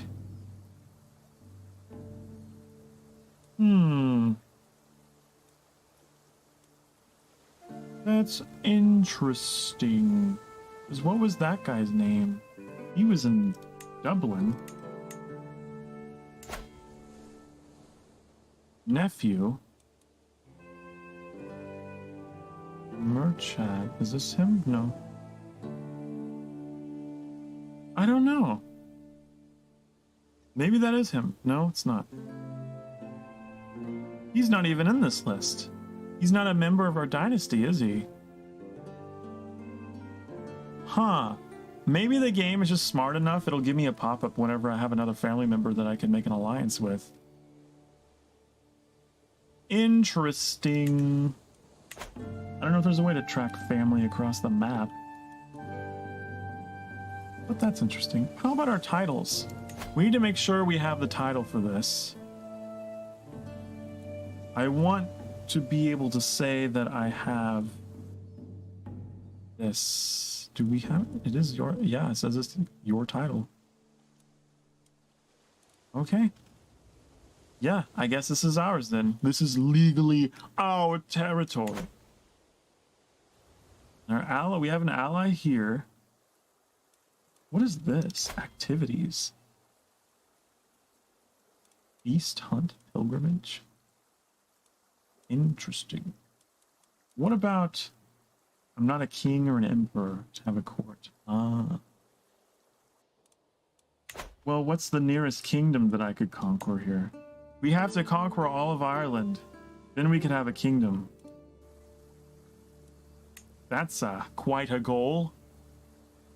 Can we get you into our realm peacefully? You are a family member. I would think I could press you into my realm peacefully.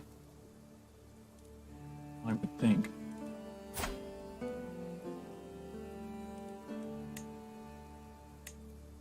Offer vassalage. Oh, I have to wait until he's done considering the alliance. His realm is distant from yours. Hold on, what? Minus 100. His realm is distant from yours. And you're not his rightful liege. Okay. So we would need to own Meath, wouldn't we?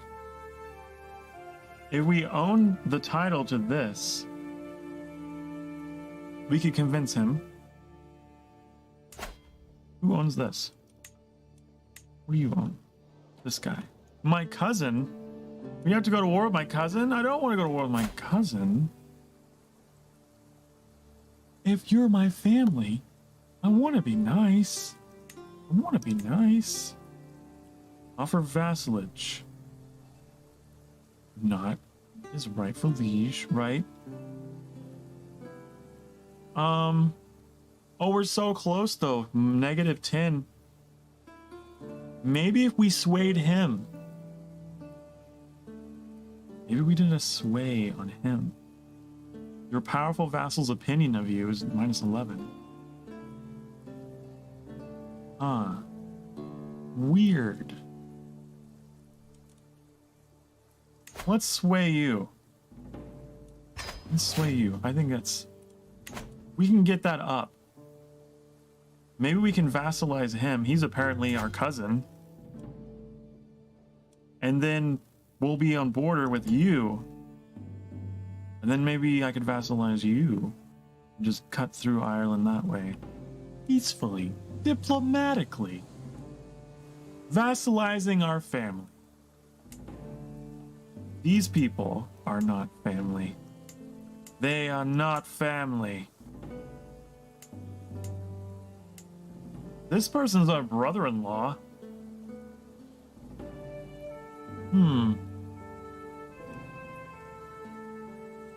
What does it take to vassalize you? You're probably going to think we're too distant, huh?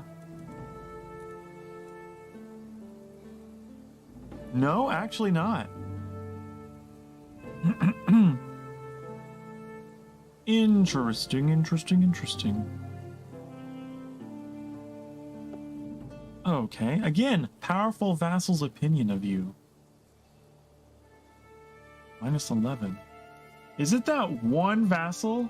Who is that that's giving us that penalty?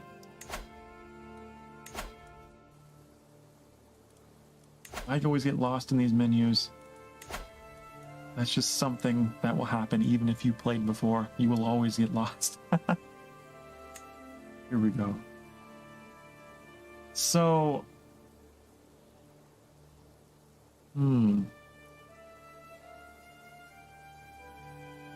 I wonder exactly who is... I would assume you're skewing it quite a bit. Also, what is this? Already considering a proposal from you. I don't know what that means. I don't know what I proposed. They didn't like the offensive war. Being the main attacker in a war will gradually cause your vassal to dislike you. Okay. That'll go away and hold like me a little more.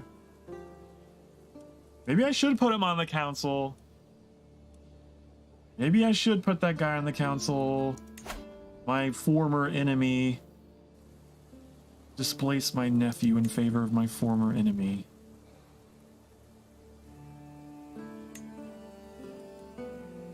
Already considering... Okay, I gotta wait. He's already considering something. I don't remember what I made him consider. What did you consider? Consider the following. Oh, right, the ransom for his son. The 10 gold ransom. Right. The 10 gold ransom. Okay, now are you open for negotiations? What is all this? Oh. I don't even have a physician or anything assigned to my court. We'll have to handle those matters eventually. But I'm going to put you in as my marshal. That should help you. Although my nephew is not going to like me for that. He's going to lose 20 opinion, but he'll still be positive. He's at 37. Okay. Does that help? Are you happy now? Was it a good idea to put my former enemy in charge of my military? I don't know. I'm just trying to get him on my good side. But hopefully he doesn't take advantage of me.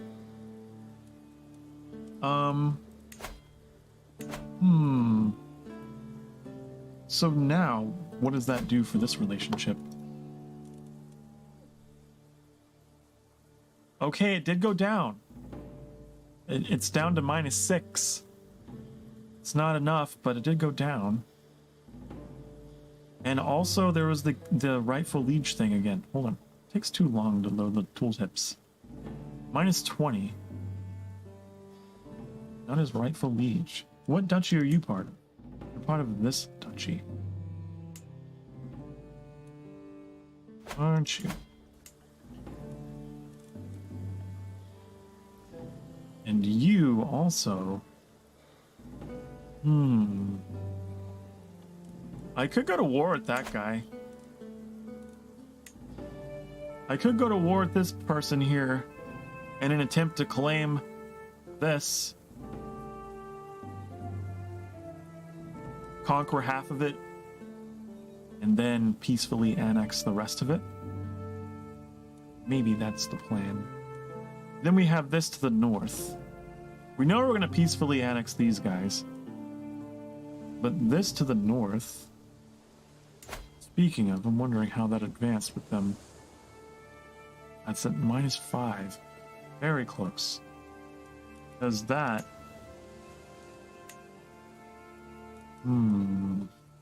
This person here... Wow, he really likes me. He's at +24. Can I not vassalize him? Why not? Why can't I vassalize this? Is he a king? He's a kingdom. Oh, I guess that makes sense. If he's got an established kingdom, can't exactly challenge him.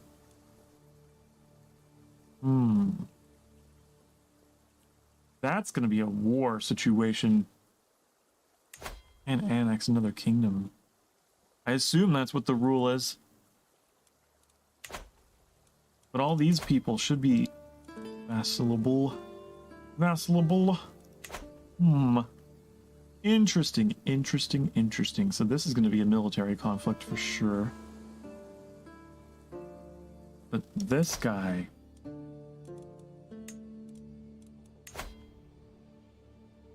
will not accept, even with low feudal obligations.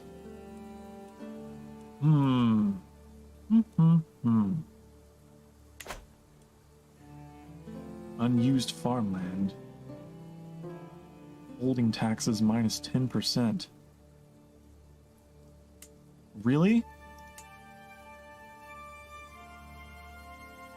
Well, that's not good. I don't want that territory.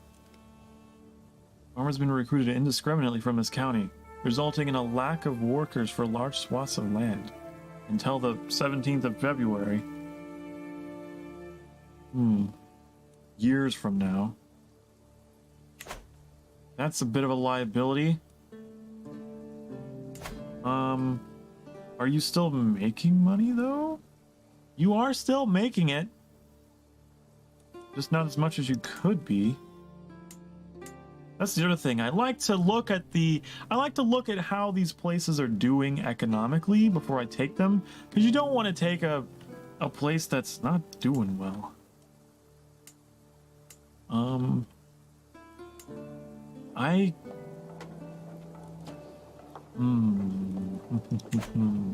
many troops do we have? If we were to theoretically go to war with you, request claim. We can use the Pope. We can use the power of the Pope. I can claim his... He won't accept it, though. I figured it'd be a bit of a reach. That's interesting, though. Right, we can use our piety to be like, hey, Mr. Pope, give us some political power. That was also a thing in medieval times that happened a whole lot. You get real close to the Pope, you can get anything you want. I wonder if we could actually do that with anyone else. Will not accept. But why? Of lower rank than you. Reluctant. Why are you so reluctant? Why are you reluctant?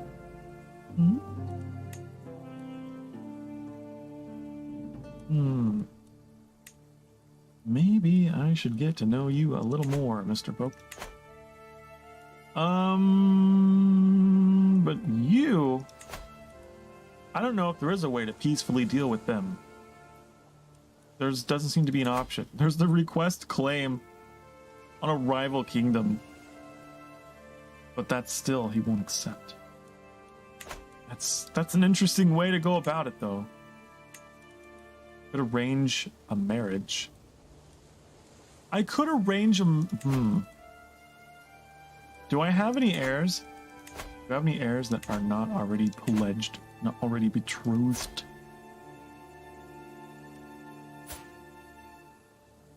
I thought you were trying to find someone. I thought you did. I thought I already arranged a marriage for you, my son. I thought I did. I thought I did. Where would that be? Family members, your son and heir. What happened? Did she die or something? Like, I'm pretty sure I... Well then, I guess we could have you married. Do you guys have a daughter? No, you don't. You just have sons. Well, I guess that's not a route. I was gonna say what we could do is we could marry someone to them and then have them honor the lineage of it so we inherit their title. That's the long game. You can inherit titles if you arrange marriages. We don't have anyone to marry them to. I guess that's out. It really does seem like the only way we can deal with them is through military conflict. I don't know. And then these guys down here.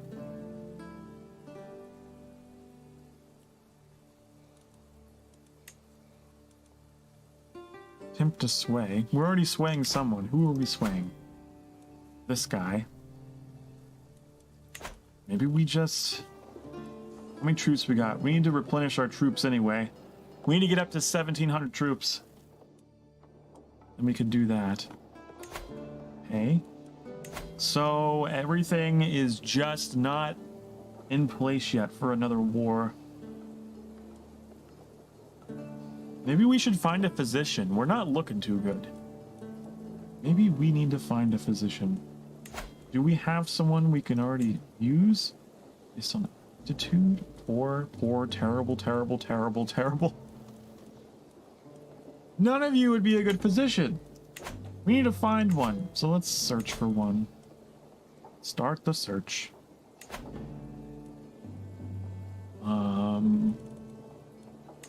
What else could we do here? We don't have a caravan master that would help army movement speed.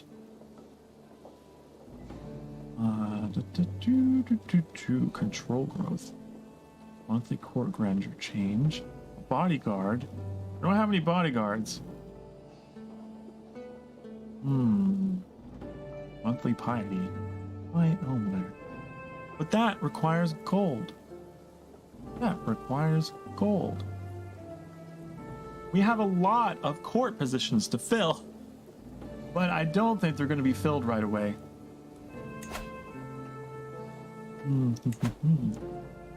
Seems like all we can do is wait, at least have it going at slow speed while I'm deliberating over these decisions.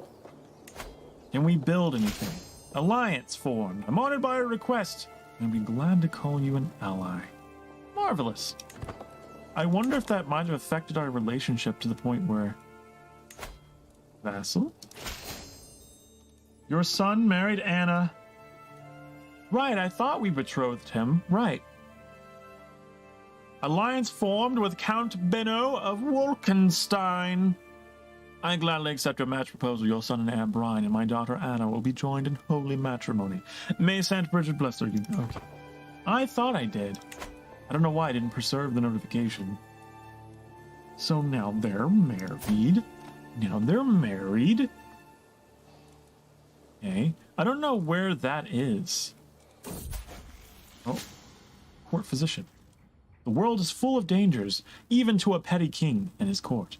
As per my request, my servants have inquired after recommendations. Now they have assembled a few options to choose from.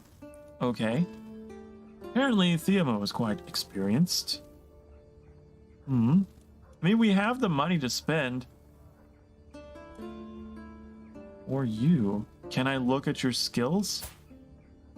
Look at your skills here? Possessed. You're possessed?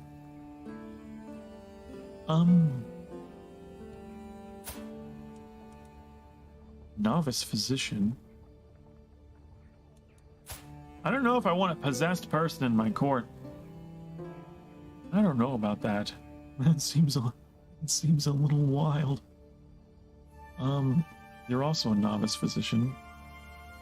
Yeah, I think I'll go with the person that's not insane. How about that? How about Orana? You'll be my physician. Now maybe you will help fix my face. Tasting the ground almost. Riding the wilds near Thomond is a simple, pleasurable part of life.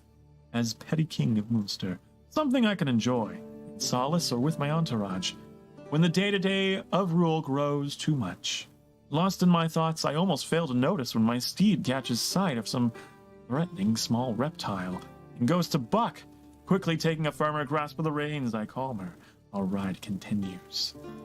Not letting that happen again. Your horse remains jittery for the rest of the ride, and you lose stress. Okay, well, we lost stress. So, that's good, I guess.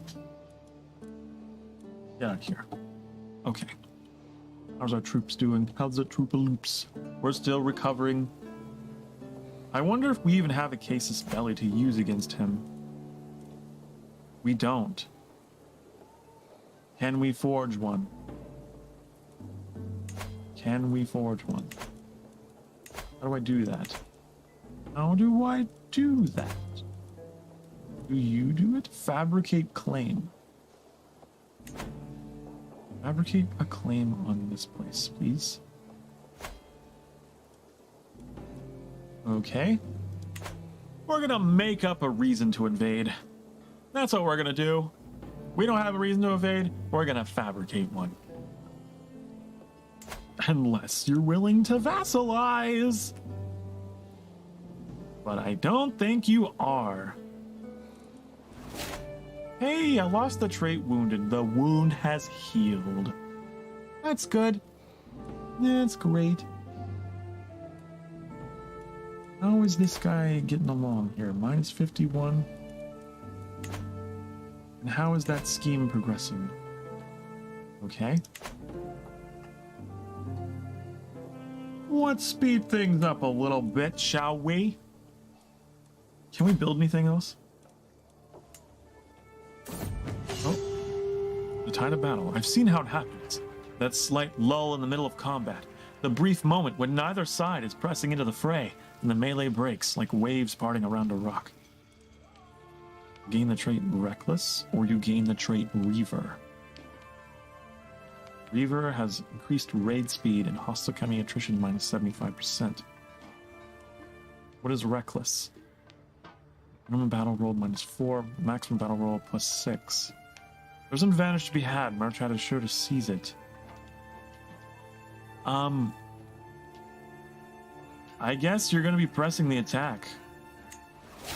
Reckless. Okay. I was trying to figure out what to build.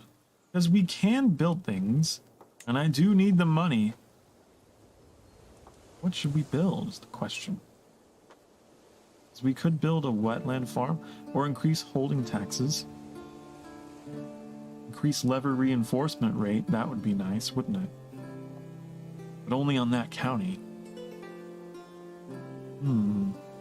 I assume it's only, yeah, this county, levy reinforcement. Huh. Decisions. But I do want money. I want that money. Wetlands farms. Interesting. I would like wetlands farm. Also, can I upgrade this? Already constructing. Okay, so you can't do multiple constructions in one county? Barony or whatever? Okay. What's the upgrade even? It's not even that much. So...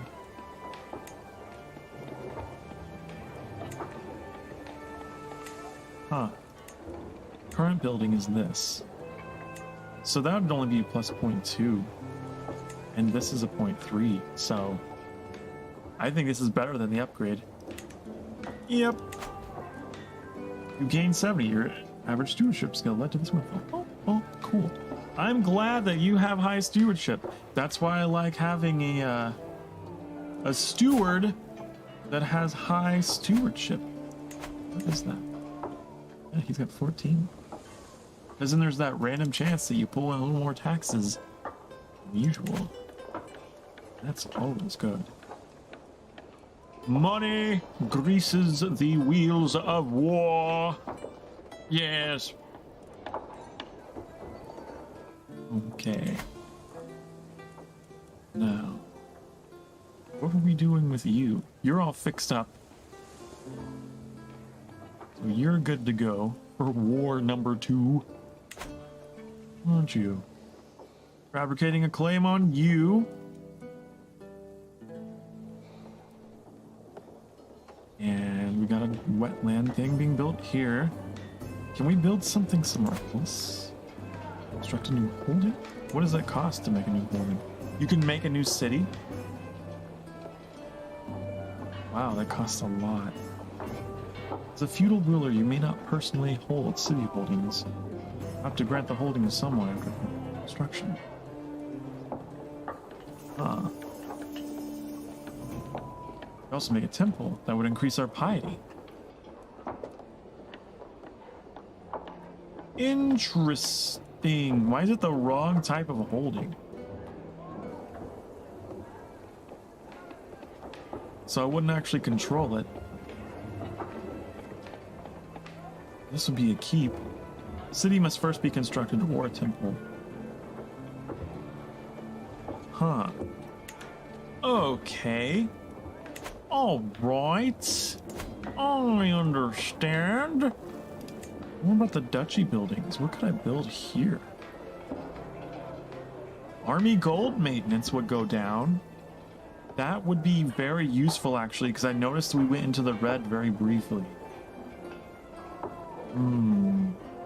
Whoa, holding taxes in hills, mountains, and desert mountains.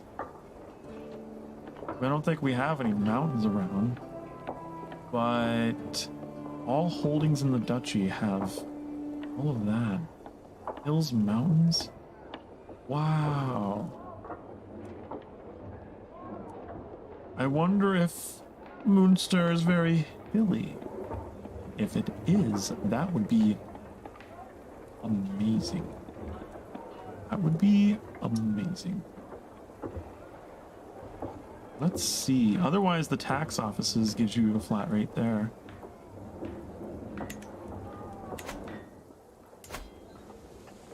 Oh, is winter setting in? It's winter time. See the snow populating across the map. So we have wetlands, wetlands, wetlands, plains, forest. There's one hill. But it's not a hill that collects taxes, is it? It's all wetlands, wetlands, wetlands. Plains. I didn't realize there were that many wetlands in Ireland. Interesting. I am learning things. Well, I guess the thing for the increased taxes from hills wouldn't be a good thing then. This isn't a very hilly part of Ireland, is it? So maybe I should go for the tax offices instead. That's what I think. Even though the army maintenance reduction, that's nice. But do I have it already? I don't. Oh. So much money, but I think it'll pay off. Yeah. Tax office.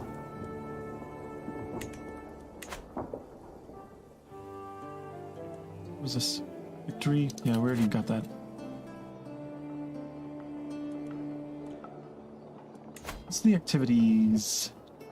Well, now we don't have enough money to do this. But that's...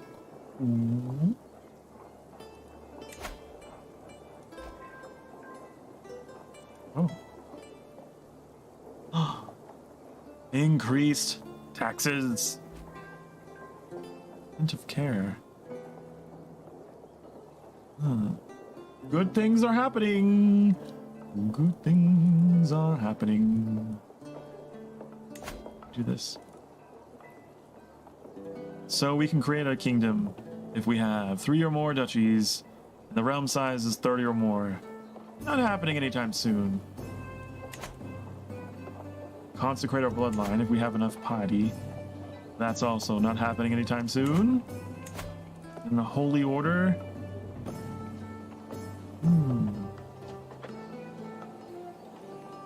Interesting. Lots of things that we cannot do. Well, we have several plans in motion. We're almost done with this.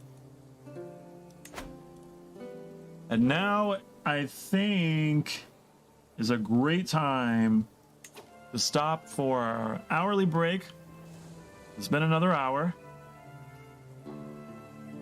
So we're going to go ahead and take that.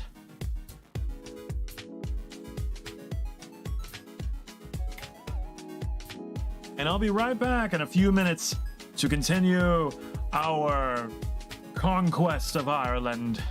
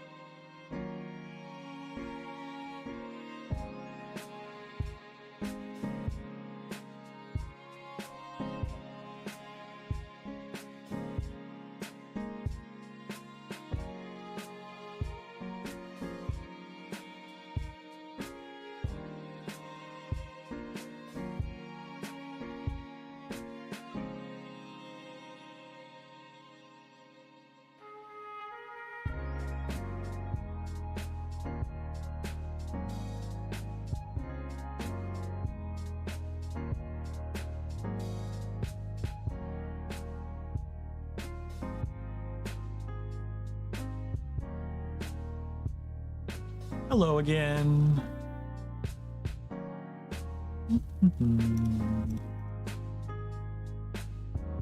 I'm back with a cup of coffee because I wanted some.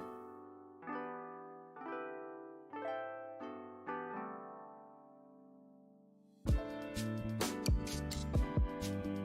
I think that this game, it passes my test. I think it is a really nice game for the stream, actually.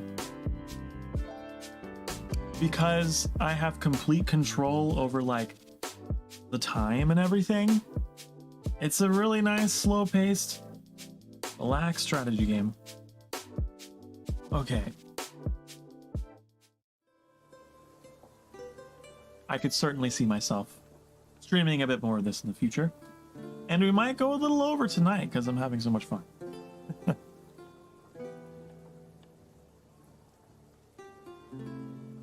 Was initially going to be a 3-hour stream, but I might make it 4. I might make it 4. Okay. So let's turn that back on. Fabricating claims and reinforcing troops. Child of my dynasty. His name is Brian. I kind of like that. Just call him Brian.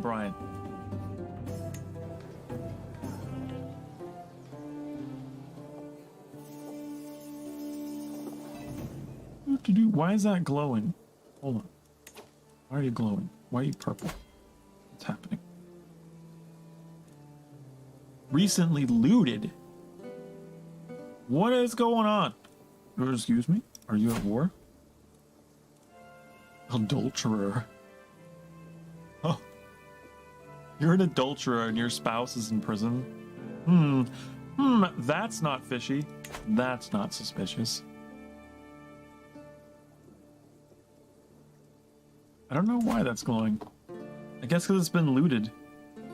I don't know who looted it though. Interesting. Okay, continue. The thing's being constructed. Gold is at 2.8. Soon it will be even higher because once the things are built, we'll be bringing in more money. What's our council doing here? So what are you? You're fabricating, okay.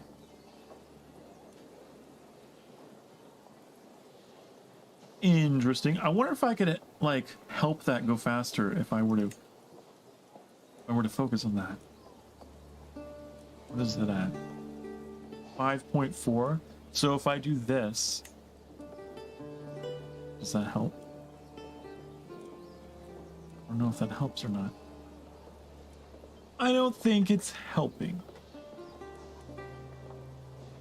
I don't know.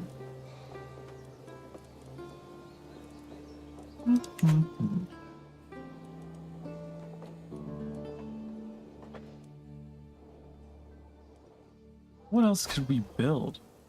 You have a holding out here.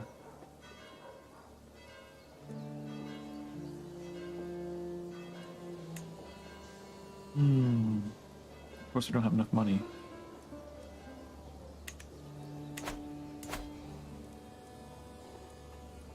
There's definitely slots there for building stuff. I want this county. I want it now. Hold on a second. Did you take this? Is that part of the realm? What is going on there? Oh, I didn't realize you were part of that realm. I thought you were independent. How many troops do you have?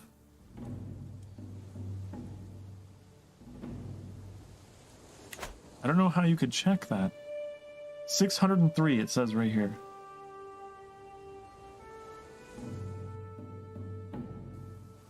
Well.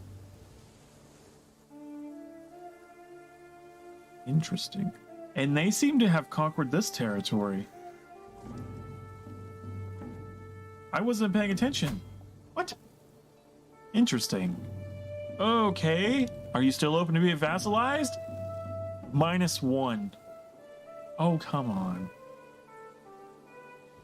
Oh, come on. We almost got him. That is interesting, though, that those territories changed hands. I mean, I'm happy about this one. That's one less person we got to negotiate with. But this one got taken by the guy I consider to be a bit of a rival. Whoa, what is happening? Oh, is he dealing with civil war? Is that what's happening? The adulterer dude? They've got some civil war happening. Okay. Well, if you're unstable, maybe now is a good time to actually... Oh man, I could come in from behind. I could come in from the rear and take advantage of this. But I don't have a case of Spelly because I'm focused on making one for them. But now I'm thinking this would have been the perfect opportunity to come in during a civil war.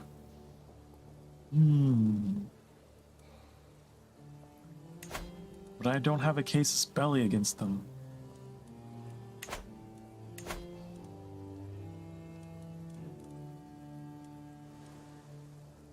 I could discover a scheme against them? Question mark?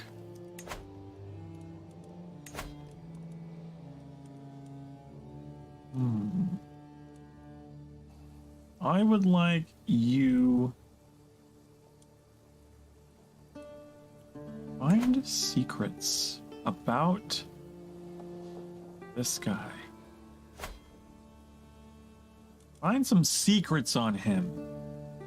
See if we can further destabilize his kingdom. Hostile scheme. I don't think we have any hostile schemes going.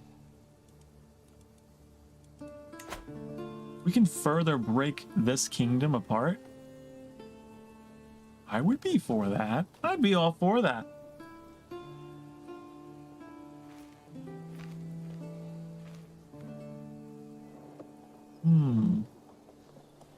You will make another attempt. Well, I don't know if there's really a point in it now.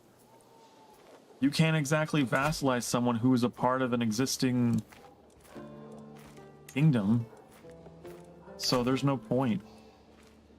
Just stop that.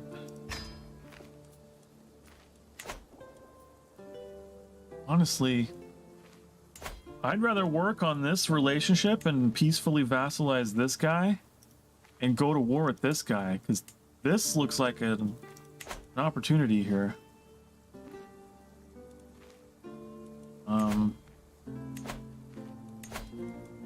So let's sway you.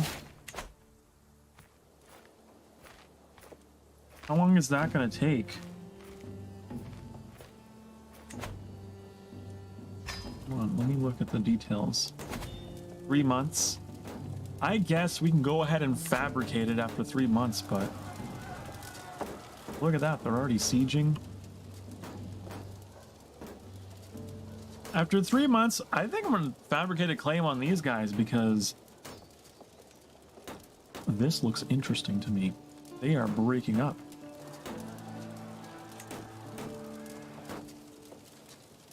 Might as well just... Looks like they were able to quell the rebellion, but... I've prowled through documents both ancient and of certain less provenance. I finally have enough material to make the case that you are the rightful lord of the earldom of Ossory. All that is missing is one little bribe. Lose 84? He'll lose opinion of me? Ah, well, I'd rather have this done for the rival kingdom then. I'm gonna have to bribe him for that. And I'm gonna lose opinion. No, I can't. What a waste of time. A waste of time. I would rather spend that fabricating a claim on...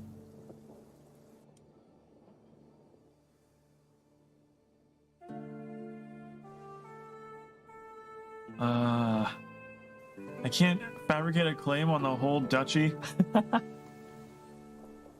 Just one county? Which county would I take? I don't even know. This one, at least. My family member is the vassal here. Maybe he would rejoice me taking over. I don't know. I'd feel bad attacking him for that.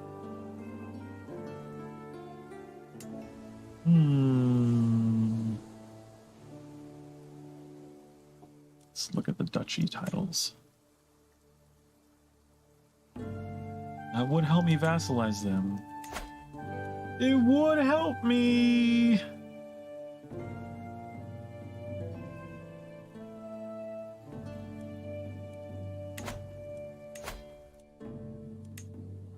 Get out of here. Oh, stop it. I know the task is finished.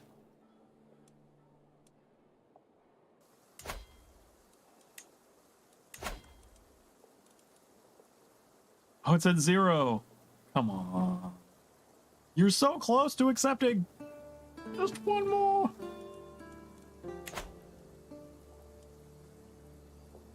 Why are you still fabricating claims there?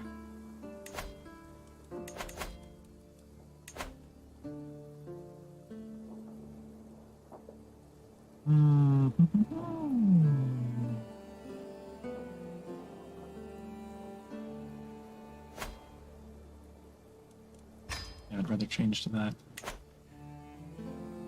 We learned a secret that I... What is it? Oh. My wife is with child, and I should be overjoyed. However, she has been acting strange, and I cannot shake the feeling that something is wrong. I've always worried that her insatiable appetite was a general one, and not just for me could the child belong to someone else. What?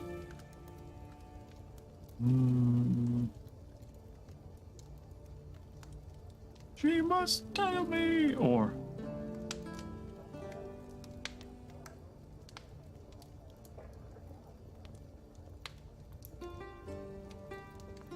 That's weird, though. You don't have any reason to suspect that, right?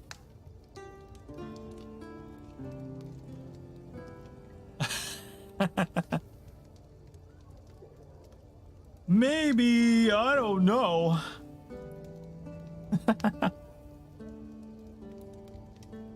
She must tell me. Let's go with that. This is a deviant. What?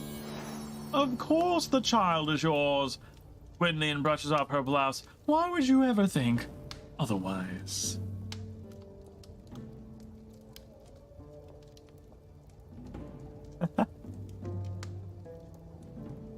Oh, we'll let it go. Not worth my time.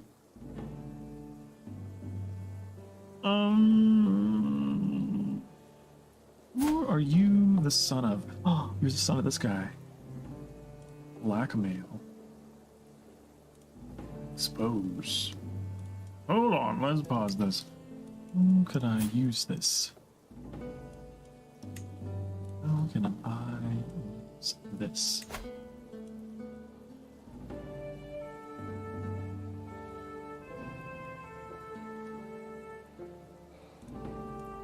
We expose this.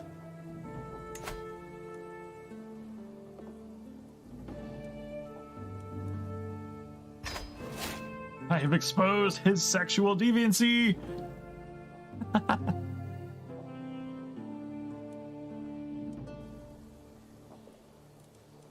What'll that do?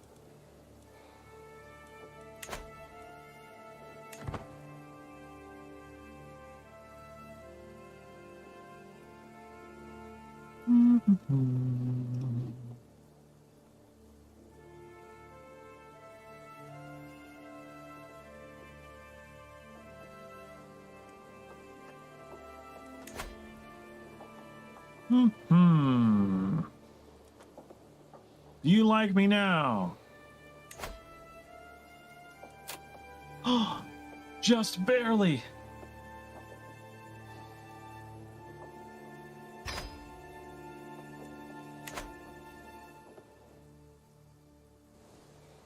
Is he gonna join me? Maybe? I hope.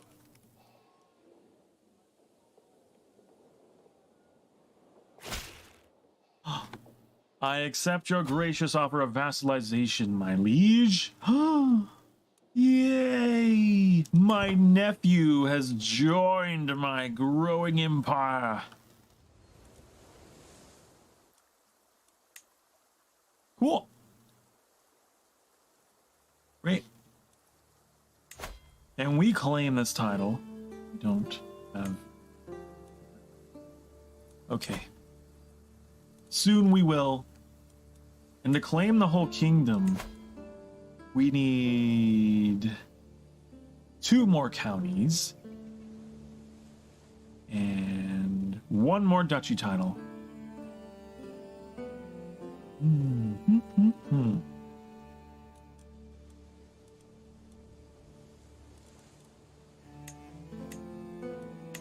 Two more counties, 1 more duchy title. That shouldn't be too hard.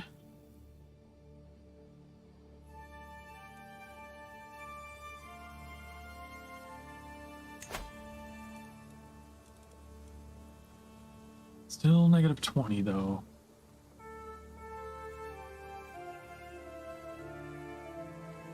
Still negative 20.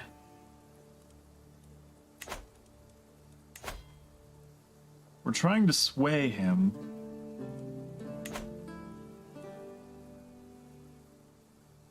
I wonder how many troops I have now. I wonder if it went up.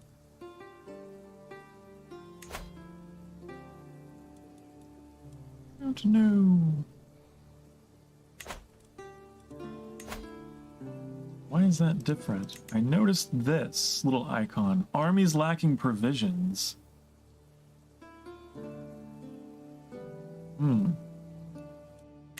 Let's see.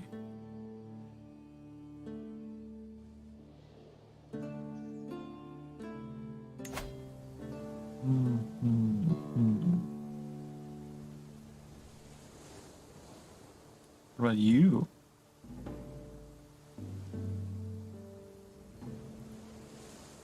Interesting. Powerful vassal. Right, we got that penalty. What are you good at? Huh? Despite our best efforts, my agents have yet to uncover any secrets. However, I still believe there is something going on in the shadows. I'll need a little more time to determine what it is. Okay.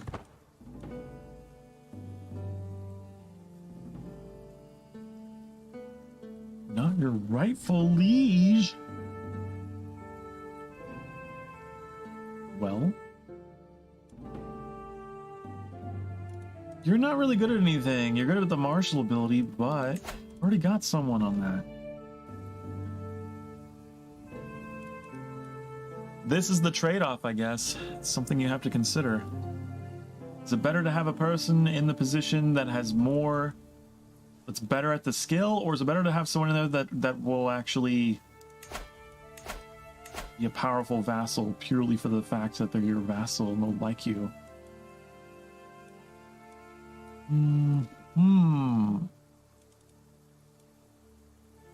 Actions. That is. Because he wants to join the council, but I don't want to replace me. I'm leading a patrol when we spot a group of figures emerging from the darkness of night. Hooded cloaks obscure their faces, but by one's ungainly gait, I recognize Teddig, my knight. My lord, whispers one of my men. They are deserting. What should we do?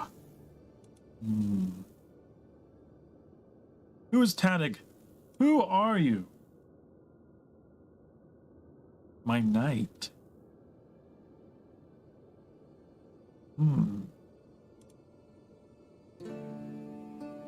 Possible outcomes. A martial challenge. I'm curious what that is.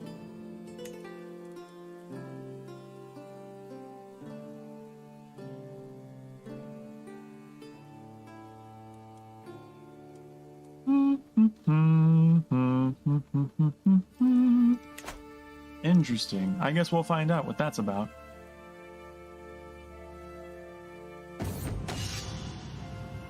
After a short scuffle, the deserting soldiers are apprehended. Every soldier present, both loyal and not, know that punishment for this kind of betrayal can be harsh. The air is thick with anticipation and fear.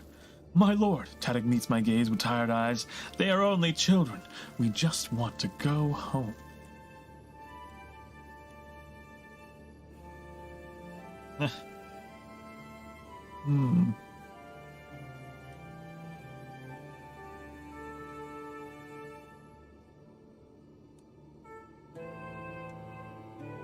We could have them executed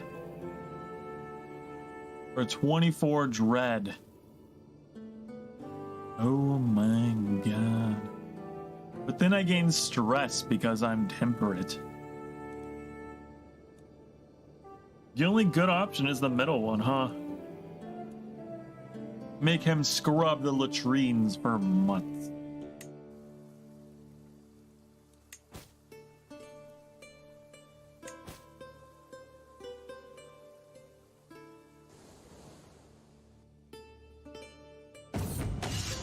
After months down in the filth, the deserters fall back in line the first chance they get.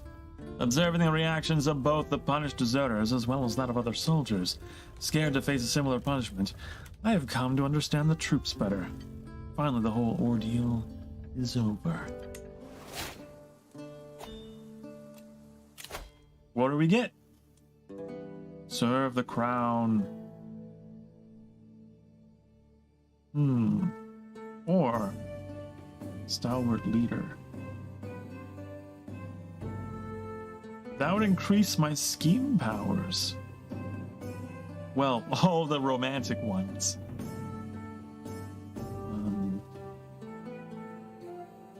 Night effectiveness.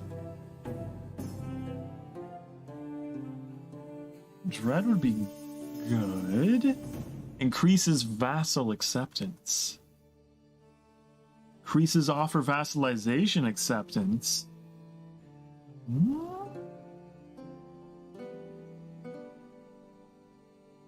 I do like that. I'm gonna go with that. That will actually serve our goals here. Oh.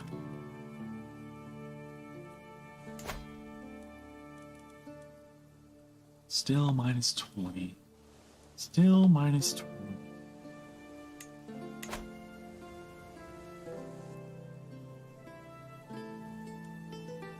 $880. Gosh, if only we had gotten a claim fabricated on these guys sooner.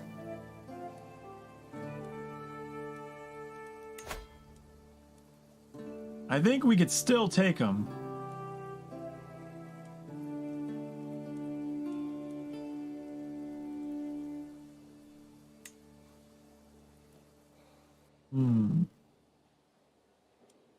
What's the benefit of stationing them? Receives bonuses to its effectiveness by being stationed in a holding. What? Scandalous priest! The Catholic world was appalled to learn that my Bishop Uldred was caught in flagrante delicto with several young servants in his home. The poor aide who discovered them had to avert his eyes while the culprits rushed to grab their clothes and get dressed. While scandals among the clergy are nothing new, it is disquieting for one to occur so close to home. Oh my god.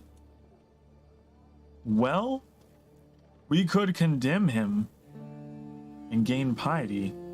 He'd lose opinion. Defend his character publicly, even at risk to myself. Maybe I should just stay silent. No, I think we condemn him. We condemn him. We'll gain a bunch of piety. He's not gonna like me. Maybe you shouldn't be such a weirdo. Maybe you shouldn't be such a weirdo.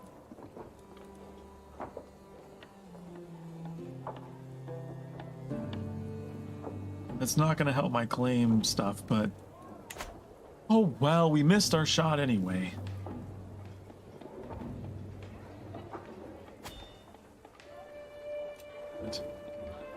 Yeah, I know, you're trying to give me tutorials on stuff on rightful liege.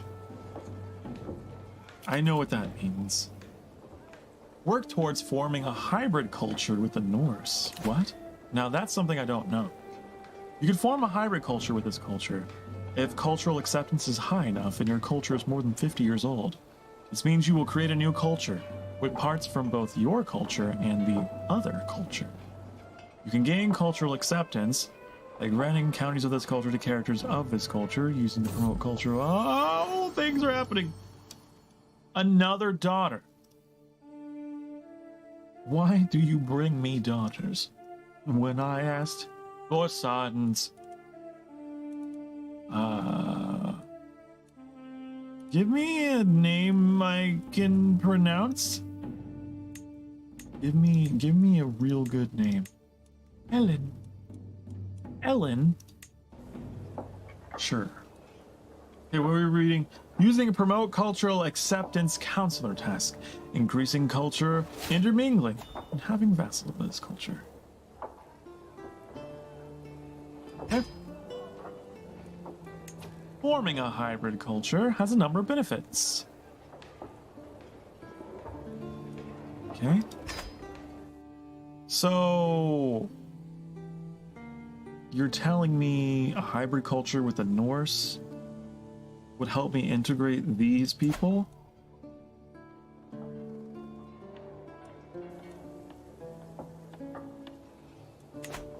Okay. Hold on, though. We have this to address. We have another perk that we can get. Do this. Make our way towards more dread. I like dread. So... I want to do that. I want to do that. So you're telling me I could make...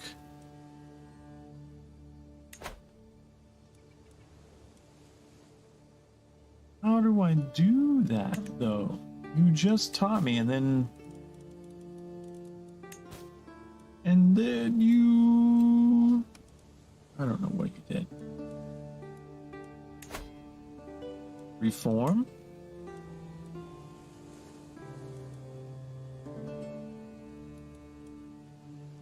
I can establish a new tradition.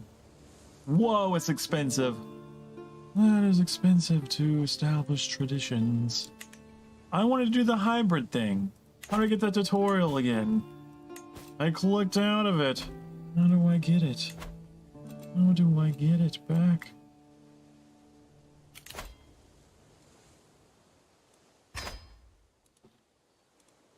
Huh.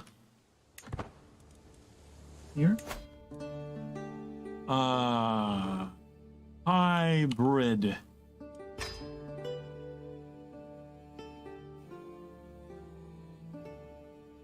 New cultures can also appear as a diversion culture. How do I do it, though? Or how do I do it? Only cultures of different heritage can form a hybrid. The procedure cost to do so is based on their cultural acceptance of each other.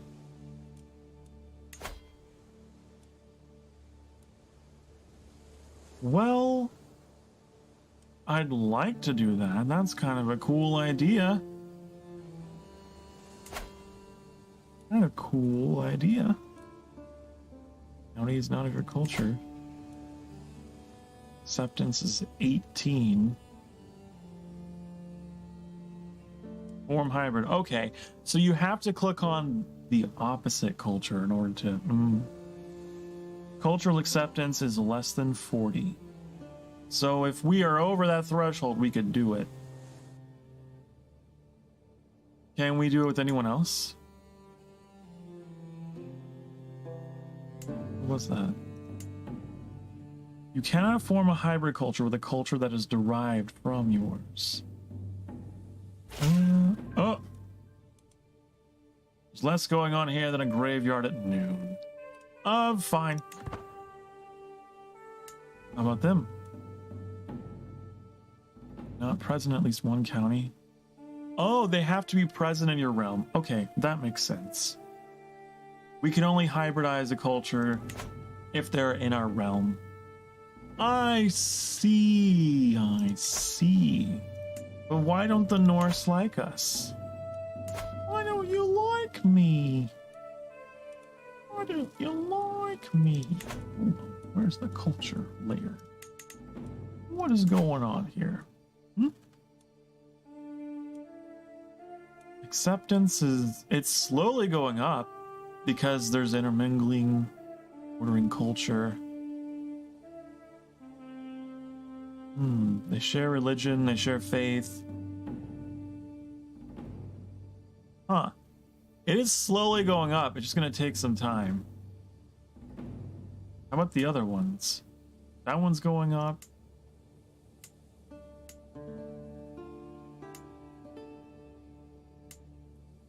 None of the others are going up. Huh. This. Well, I guess that's another waiting game. Eventually, we'll get to a point where we can accept the Norse culture, hybridize with it.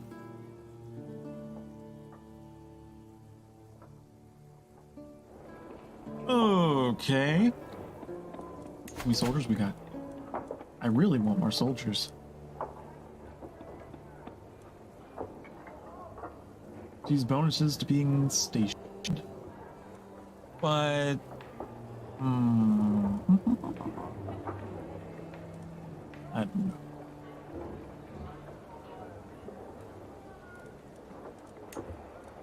Let's increase the size. Perhaps. Wow, that took a lot out. Oh, maybe not. Maybe not. I see that the capacity went up to 1873 though. So that did help. Took a lot of maintenance though. Okay, let's wait for this claim. Then we can go on the attack. Clash of culture and faith. Hold on. I have this annoying thing that keeps happening with my audio. I hope to address that tomorrow. Okay. A missive from Pope Alexander has arrived. It starts off with pleasantries and outlines the importance I hold in the eyes of the Irish people. Your practice of polygamy is in strict opposition of Catholic doctrine and a sin in the eyes of God. I only wish for your salvation. Please lead your people into the light and shed yourselves of excess spouses, the missive reads. A dilemma indeed. Which do I value more, the customs of my people or the doctrines of our faith? What? I don't have multiple spouses. This must be a statement on something that my people do. What? It's a cat. Wait, what? Oh, it's like a local culture thing, isn't it? Interesting. I didn't know that was a thing. Customs of my people are more important. The Irish culture loses any marriage-altering traditions that conflict with the doctrines of Catholicism. Well, I guess we should let it go. How will that affect my relationship towards other cultures, though? If they have the same thing. That would be interesting to know. Like, for example, do the Norse have that going on for them? Do they also practice that? Let's see. I wish you could minimize things. I just have to kind of drag it around while I read other things. Like, what is the Norse? What is your marriage tradition? Do you not have one? You don't have a marriage tradition? But for some reason, I seem to have one.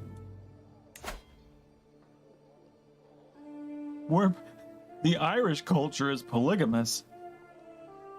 So there wouldn't be a clash there because the Norse don't seem to have a statement on that.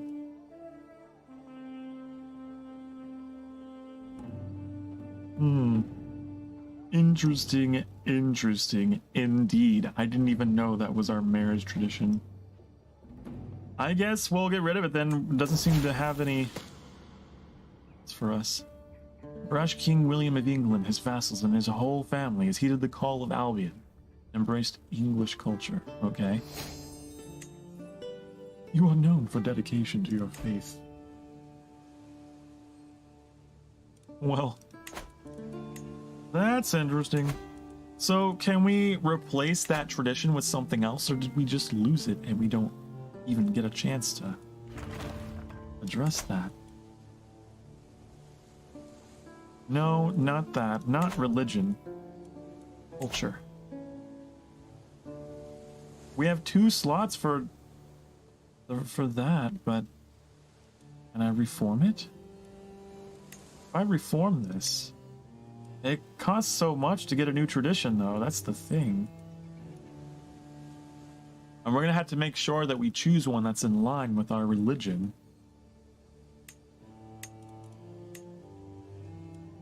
Are there any that are cheap enough for us to even get? What? My Chancellor, Earl Ragnvald, has worked hard to convince our neighboring realms and vassals that the peace treaty I entered with Earl Muradak of Desmond is flawed, illegitimate, and unfair to me.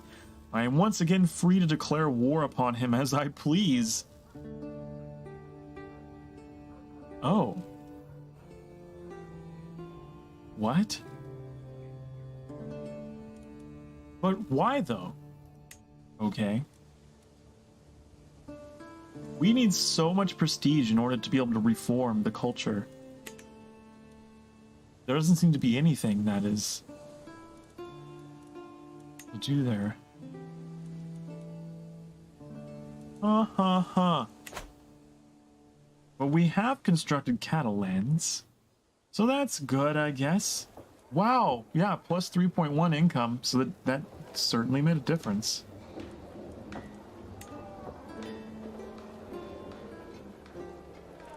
Gonna keep going, gonna keep waiting. Heresy. Salians in Croatia. Ban Strazinja of Croatia has announced to the world that he and his vassals have converted to Messalianism, having become disillusioned with the teachings of the Catholic priests. The nobles of Croatia no longer consider the clergy to be righteous and true. As Messalians, they believe their new faith properly aligns with the will of God, and they are distancing themselves from their former religious institutions. Huh. You can convert to it? I don't want to convert to that. I am proud through documents of ancient and less provenance. Okay, let's bribe this guy so we get the claim that we need. See it done. How many troops we got? Okay, I think it's time for another war. I think it's time for another war. Declare.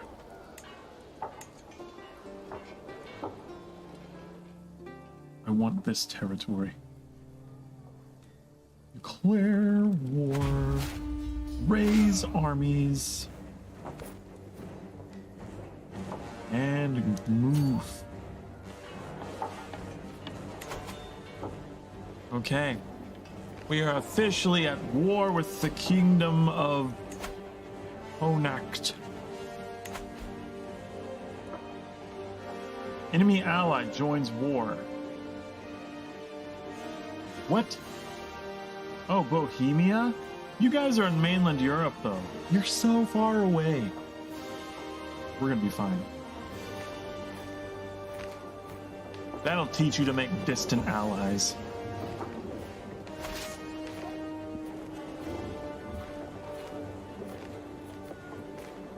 Probably need to intercept them, because they're gonna come for our territory, aren't they?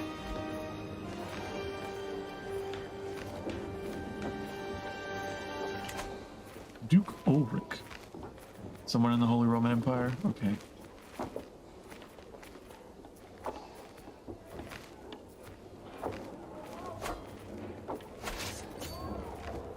Come on. You're not gonna come in my territory. No, no, no. No, no, no, no.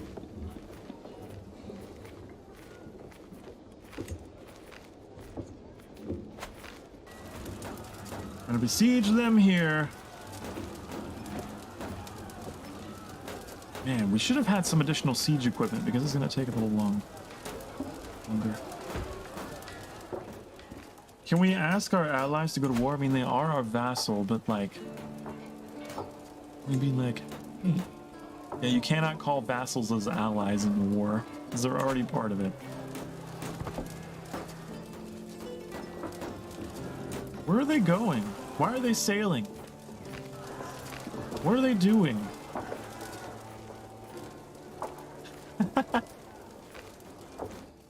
They're like leaving the territory and going into the water. Where are they going? They're going all the way around. They headed for the capital? Where are they going? They just left. They just left Ireland completely. What? Okay, enemy AI. That's strange.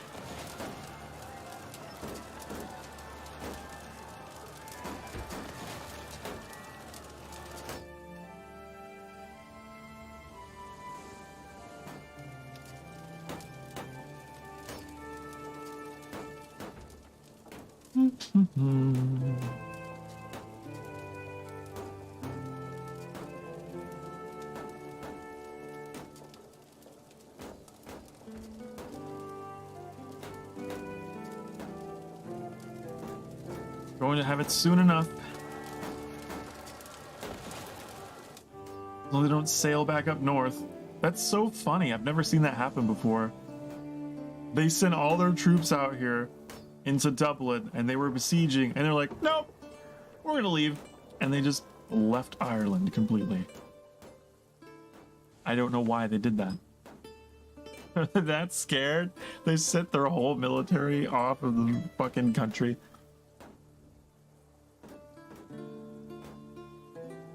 Maybe they're going to merge with the Bohemian army. I don't know why they did that. We captured some people. We captured some people. Can we ransom them? Can we ransom them? Unless they're heirs. If I capture like direct heirs, I execute so they don't have a bloodline. Where would our prisoners be? Here. Who are you, Earl of Halthorne? I want to know. Who are you? Prisoner. I want to know more details about you. Like, who are you related to? Who's your parent? Is this Earl? Oh, you're the current Earl of the place. So. But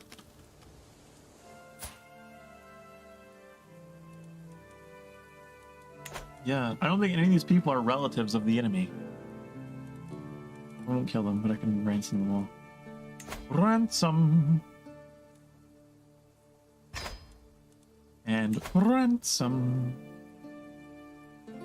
For only 10 gold though? It'd be better to get a hook instead. Get a hook on the Earl. Ransom. Oh, he's already... You can't do them all at once? Okay, one at a time.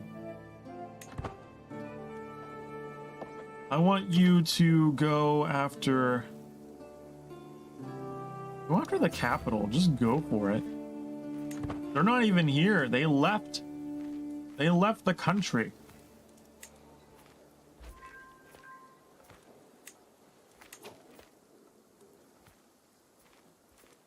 Okay.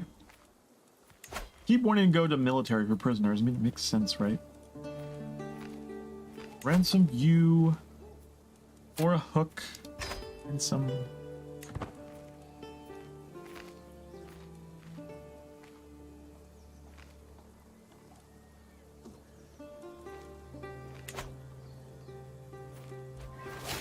Gained a favor hook, okay? Ransom. You.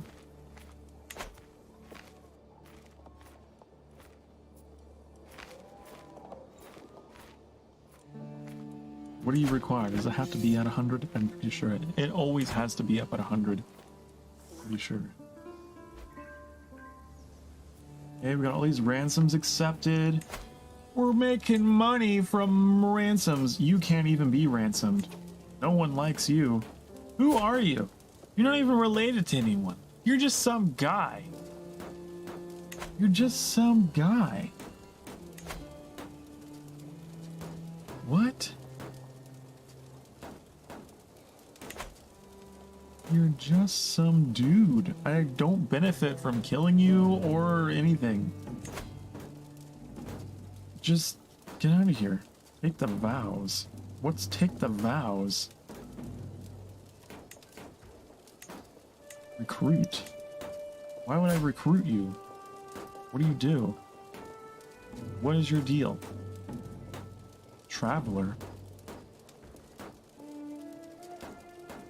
Ooh, 18. You know, I might actually recruit you. You have 18 martial? You might actually make a really good knight. Champion or something. You know, forcibly recruited. I could get both. Take the vows. Oh, make him a monk. I could turn him into a monk.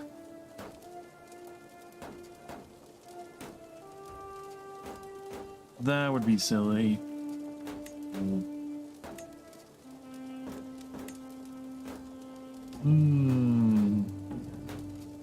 He wouldn't like me much for doing this or gaining a hook as well. On who? On himself or what? That's silly. Just recruit him. Let's recruit him. I think he'll be useful, actually. That's funny, though. We just found some guy.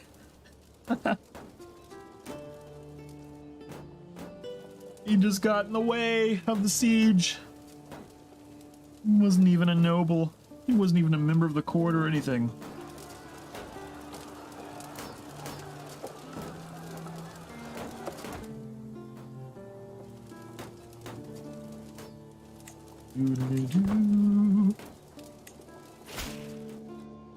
I have no choice but to accept your conditions for my release. Don't worry, don't worry. You will have a place in the court.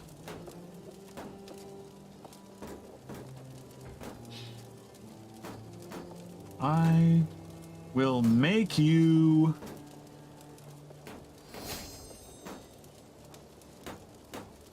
I could make you my personal champion. Couldn't I? Although you have poor aptitude. You have poor aptitude. How many knights do we have? Can we get more?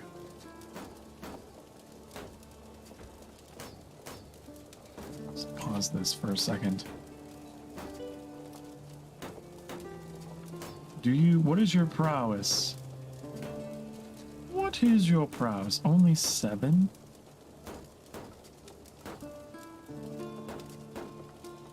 We do have people that have less prowess than you.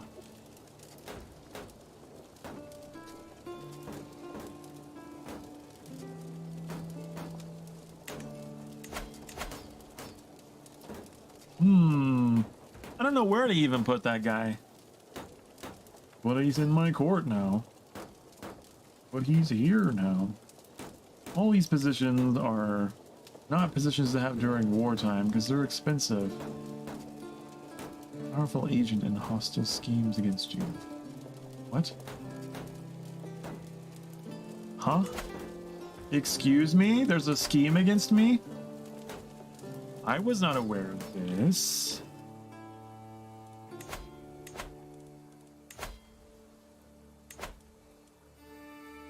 I was not aware of this. Maybe we need to set you to looking for schemes.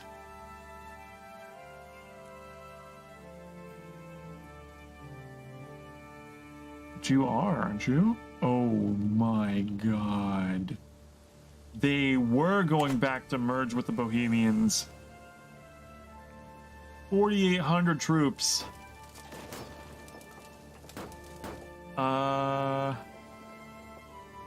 Maybe I should have taken a look at who they were allied with before I declared this war. Maybe I should have.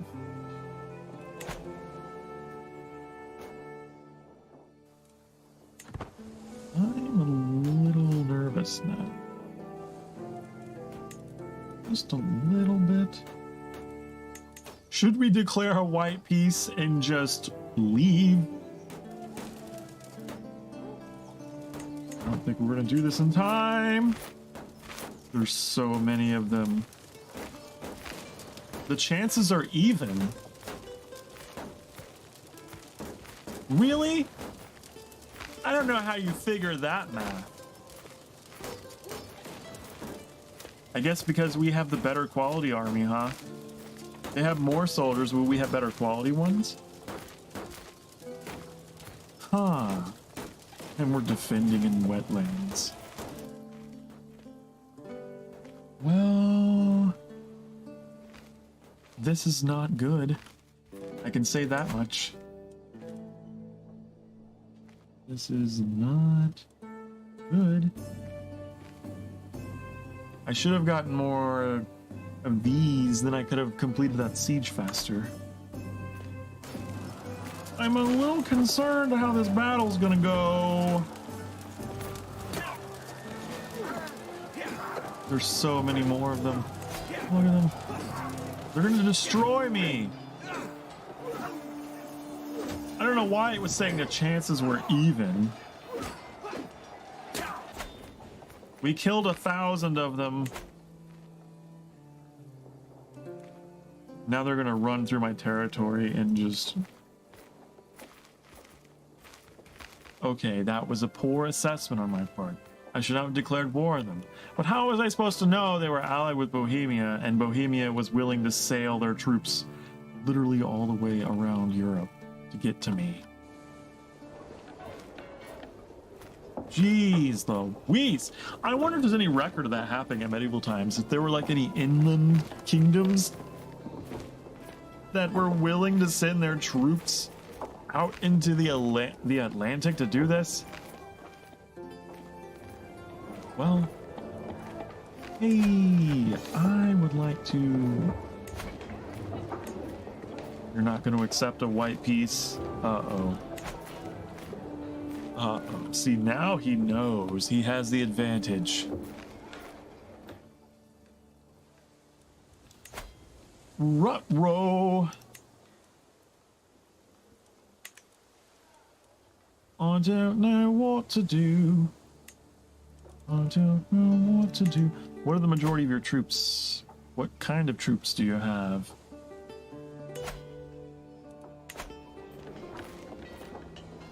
Fortunately, however, he is suffering attrition. His army is so large, they are suffering attrition. So, you seem to have a whole lot of levies.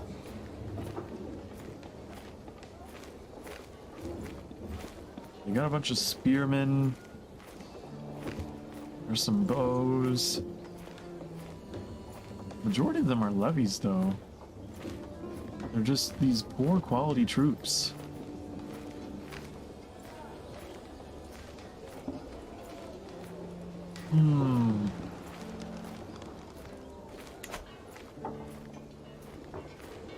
Well, this is a pickle. We can reinforce, but it's gonna take some time. They're in retreat.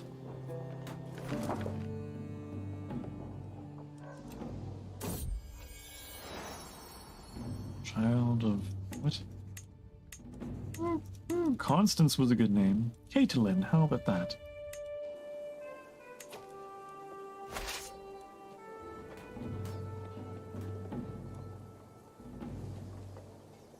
I'm going to move you back to the capital.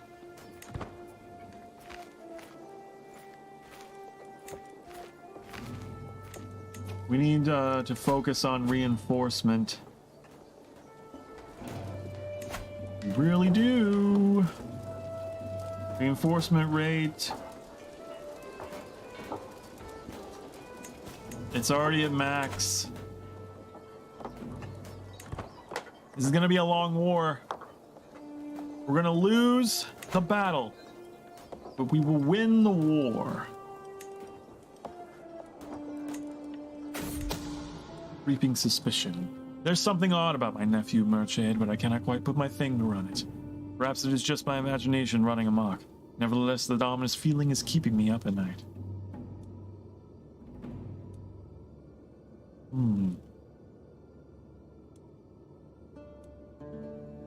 What's going on? Tell me the truth. Or I'm being paranoid. The guards keep a respectable distance to Merchade.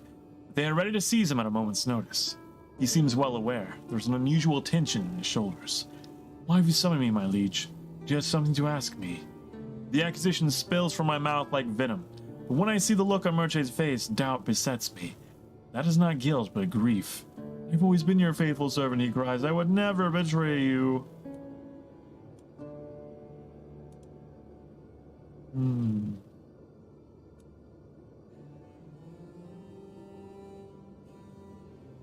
I could apologize and spin prestige.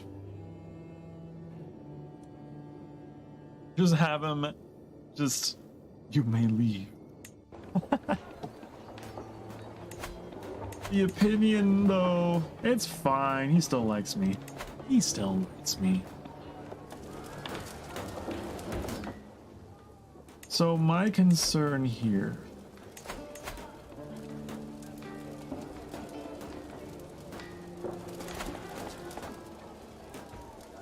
Am I going to have to renegotiate my vassal contracts to provide more soldiers?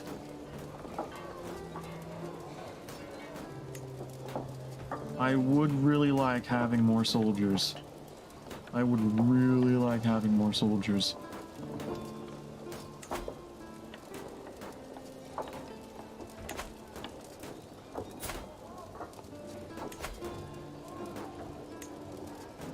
An act of tyranny. If I do that.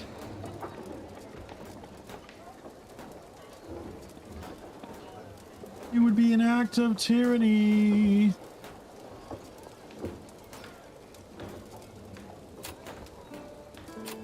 But I could give him a special right here. I wanted.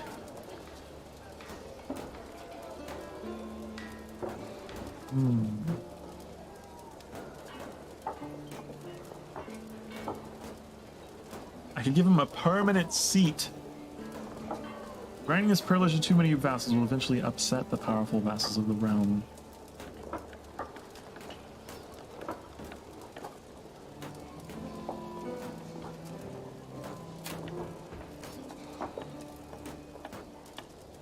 That doesn't take it down by much, though.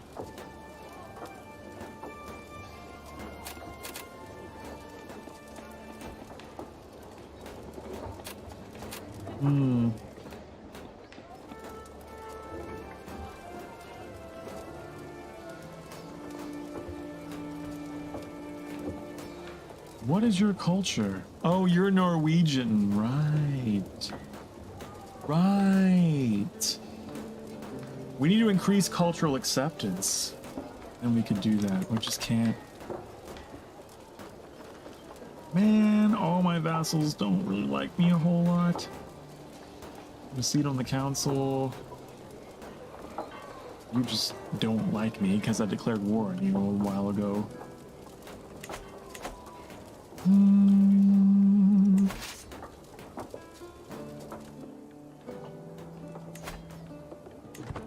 We need to continue reinforcing.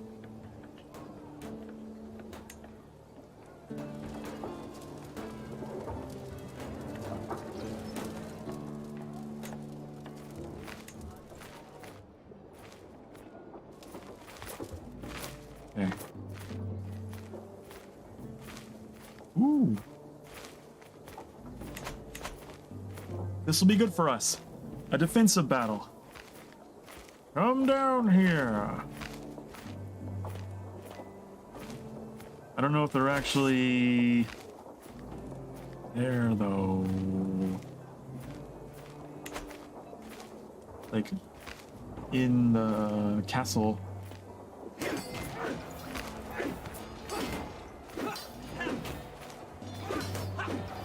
I probably had to station them. I forgot about that.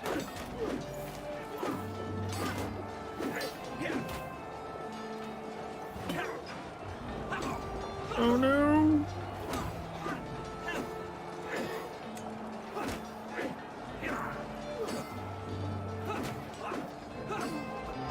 Not good.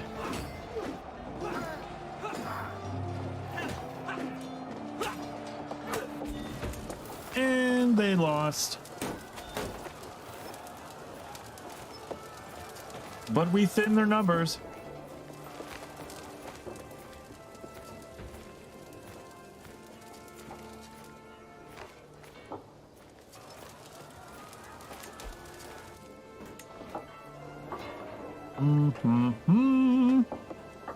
Oh, he gained opinion. Can I vassalize? Not yet.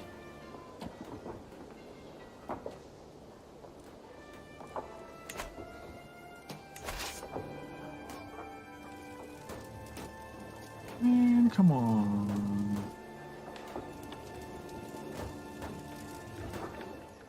Well, this sucks. Go! Go back!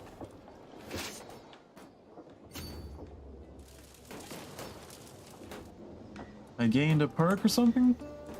Whoa! Whoa! Okay.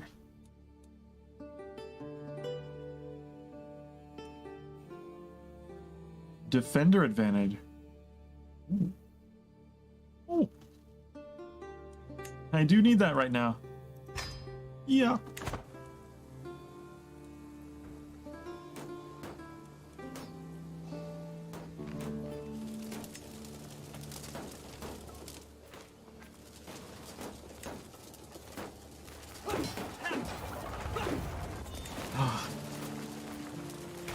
You just keep losing battles.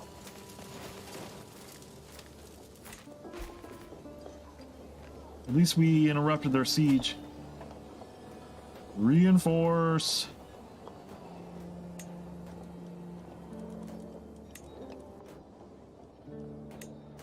And go back. Probably too late.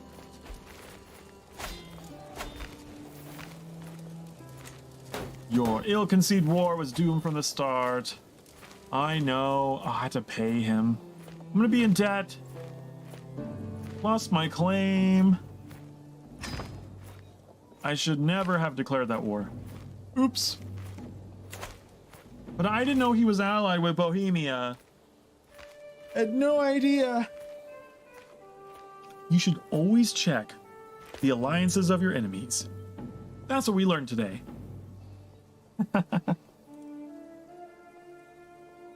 Wow.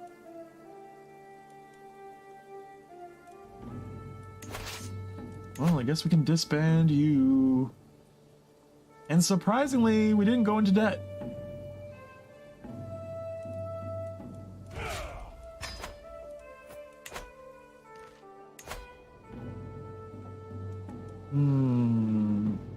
Yeah, I need to pay attention to this.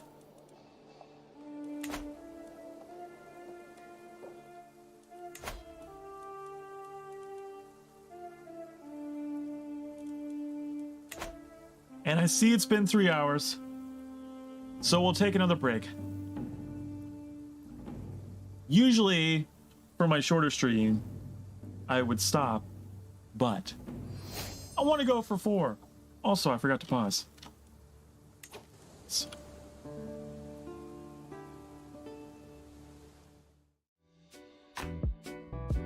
Okay, so another quick break, and we'll be right back at it.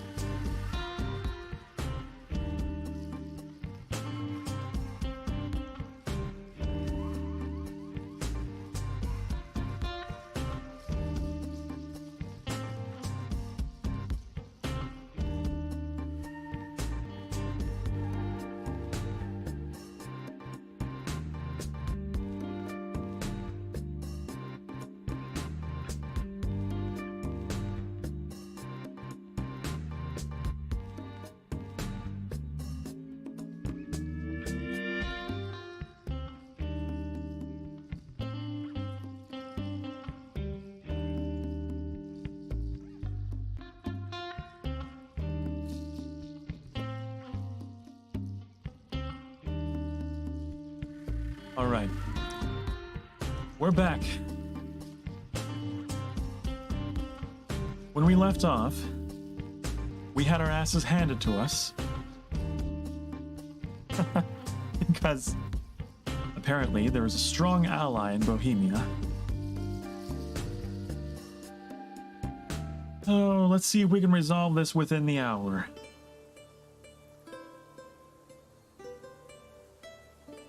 Okay. I really would like to vassalize these guys if we can. But they're being very, very stubborn.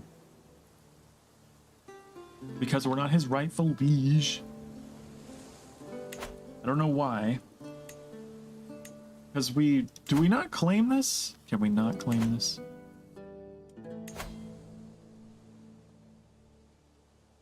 Even if I had the counties required, I don't have the money. Let's see. I see.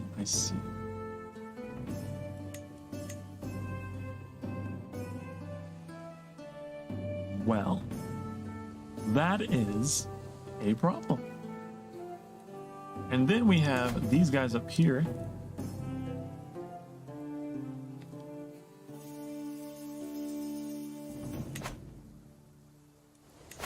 We could vassalize. We just have to work on these relationships. Just gotta work on them.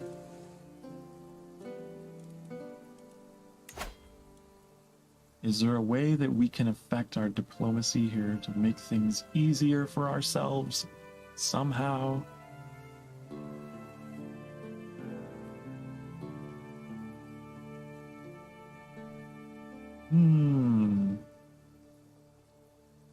Something to help our schemes.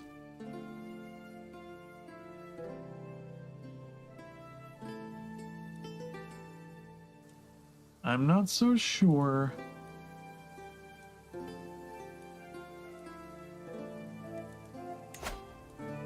I don't know about that.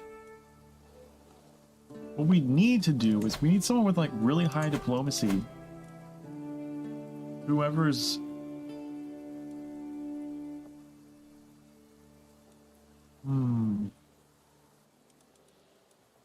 I'd like to have... What are those schemes called? They're called personal schemes. If I could have something that could help me in my personal schemes. Yeah, no? It's not anything to do with you, is it? I don't think so. You're collecting taxes. Which we need to claim that duchy title.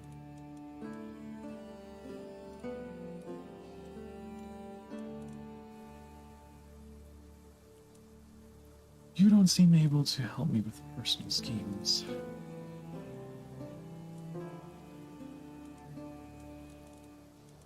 I'm not sure if there's anything that really modifies it, is there? Caravan Master. No. No, I don't think there is. Damn.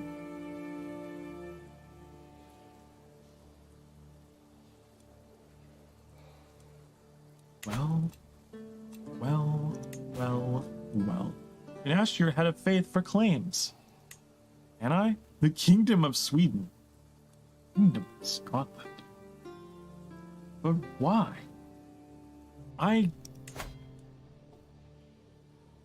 Wow. I can request a claim for Scotland. Really? Huh. I mean, sure?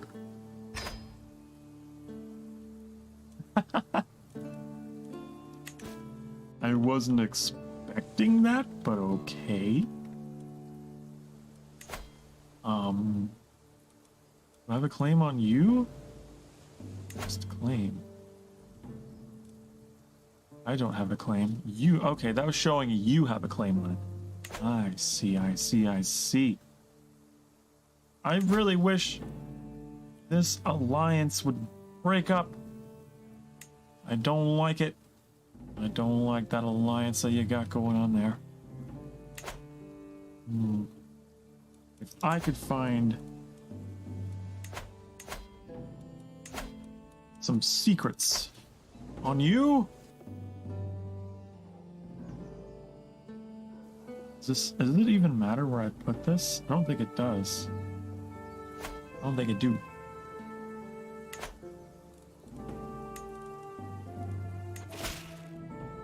I pondered a request, decided to recognize your claim on the Kingdom of Scotland. As King Donald is a mere child, you are within your right to step in. I'll prove myself a worthy ruler. Is Scotland mine? Oh, I have a claim on it, but I don't think it's actually mine.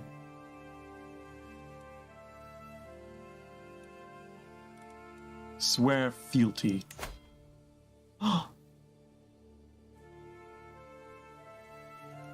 Wait, I want you to swear fealty to me.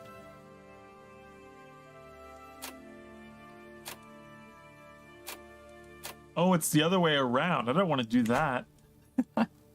No. I want you to swear fealty to me. Swear to me! Well...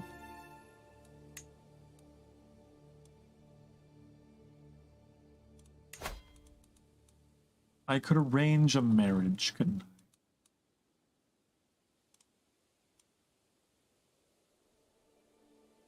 Arrange a marriage. I don't have any... I thought I had some daughters. But you're a... Do you... I want to arrange one with you. Hold on. I would like... choose someone to marry off. Well... No, but I want...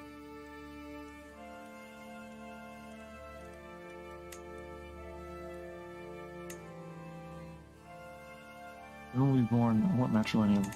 Huh, 1360. That's what I thought.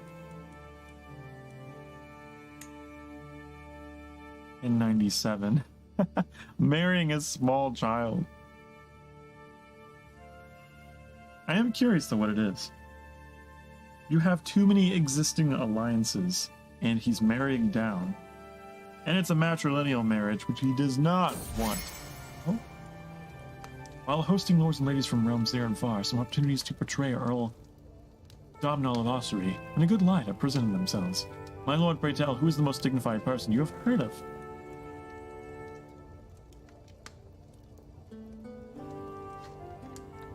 I could spend prestige to get this. I can't arrange any kind of betrothal with him. I can't do anything. But I have a claim on Scotland now. If I ever want to pursue that.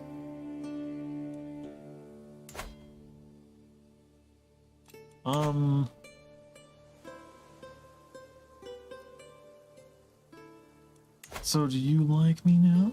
How do you like me now? Will you let me vassalize you? You're not his rightful liege. I know that, but I request a claim. You do not have an available hook.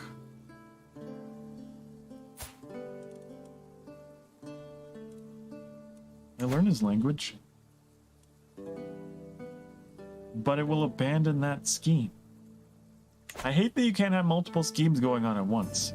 It'd be nice to have at least two going on at once. The amicable petty king Marshetta Monster proposed a betrothal between my sister and your brother. Oh, we would form an alliance. I don't know where you're from. Who are you? Lothian. Oh. Are you part of Scotland? What is your relationship to the Scottish king? Do you have a relationship to the Scottish king? Are you royalty?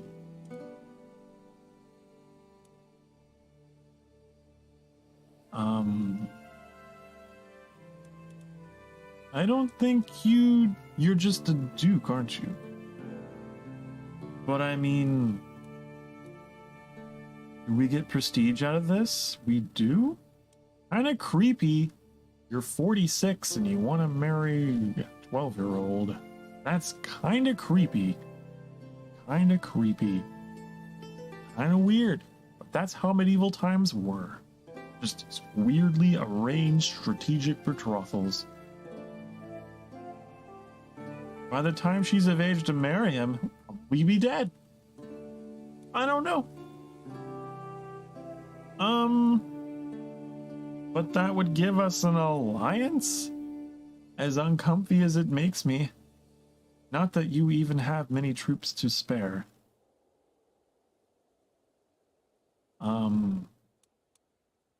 Children will be born into House Bride.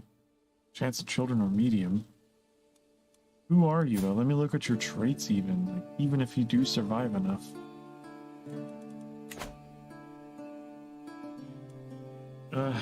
It's something. Sure. I guess. Probably gonna regret that.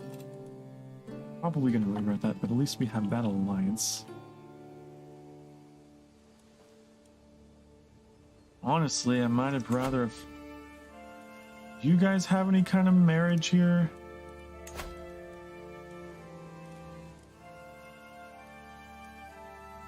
Sort by alliance power. Once again, creepy betrothals to children. I'm not about... I don't want to do that. I'd rather do something a little more acceptable, like maybe a child to a child, so that then they grow up and then they'll be the same. Congenital trait. Congenital trait will not result in an alliance. Because, are you not royal family? Are you not royal family? Why aren't you royal family, huh?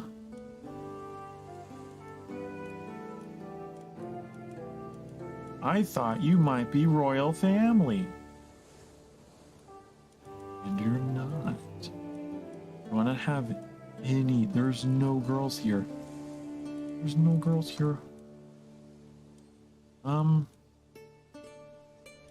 Because you've only got sons. Well, no, you got a daughter. Son. God, a betrothal at 5 years old. That's a very long-term arranged marriage.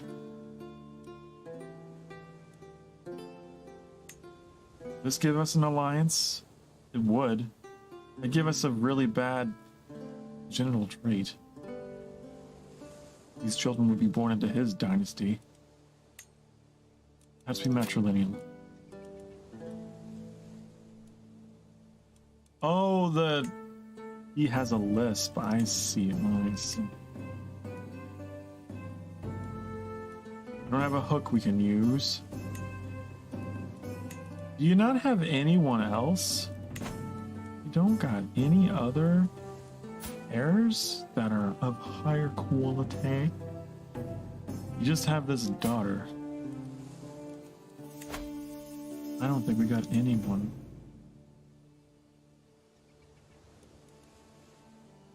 Because it won't result in an alliance because I don't think she's a designated heir. I think it's what it is. You're not a designated heir.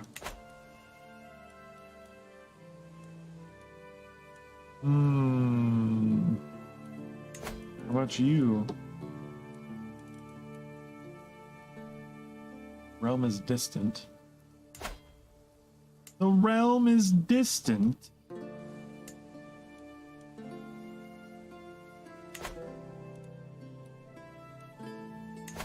Are we allied with them? We're allied with Gwynedd? Really? I didn't know that. I didn't know. Whoa! How did we get all these alliances? Because we got a claim? Wow! Was it that one betrothal that got us all of these alliances? Negotiated? From what? What? Why are we allied, though, is the question. I don't understand why we're allies. I don't understand why we're allies. Change his contract. We have a hook on him.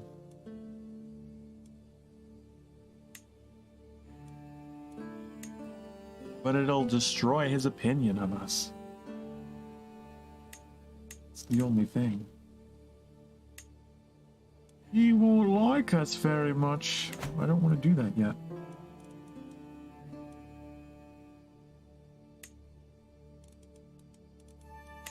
I'm wondering about all these alliances that we got. It's crazy. I feel like we actually could take him on now. As long as they are willing to join us in battle.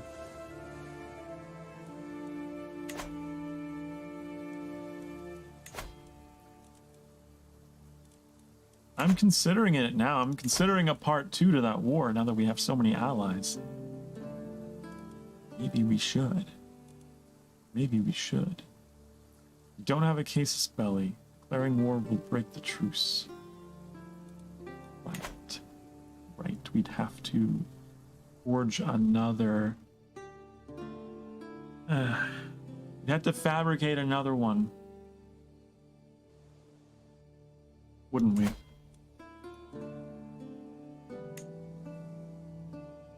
You're allied to Prince Malcolm. You're allied to Scotland. Sure. Switzerland. I bet it's one of those weird situations where, because we're allied with Scotland, it's like a mutual alliance because of their alliances.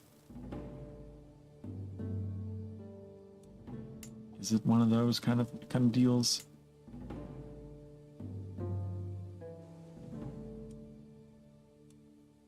What are all of our claims?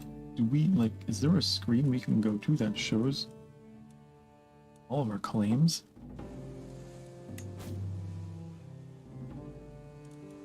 Designated guardian.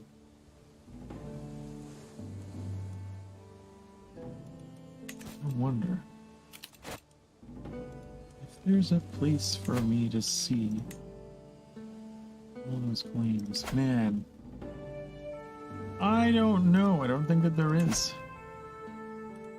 Who knows? We might not even have any claims. I don't know what claims I got. 2 claims. Here we go. Kingdom of Scotland. Kingdom of Ireland.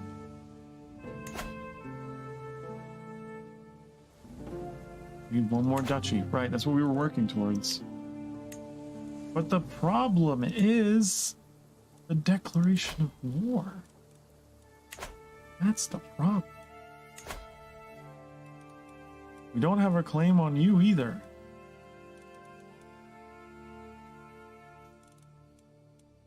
Can I arrange a marriage? Do you have any children that need marrying? Spindly. No.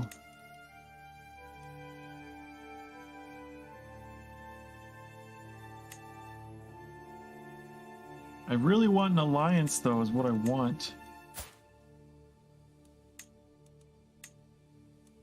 None of these are gonna be forming alliances for me.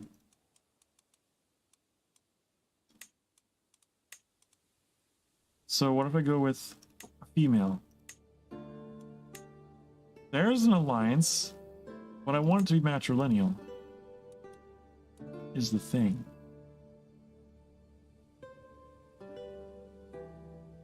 And that's not gonna happen. It's not gonna happen.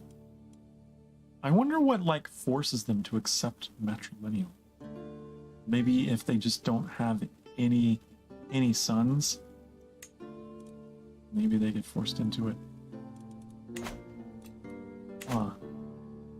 I don't know what to do about that situation. I don't know what to do about that situation at all. Because we don't have any females that are going to give us any alliance power.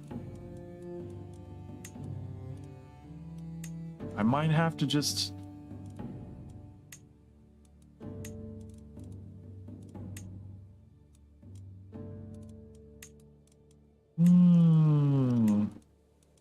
Alliance power. Is that the only one?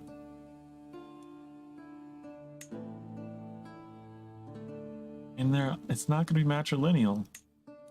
Oh, that's so bad. No, no, no. And it sucks that you're not.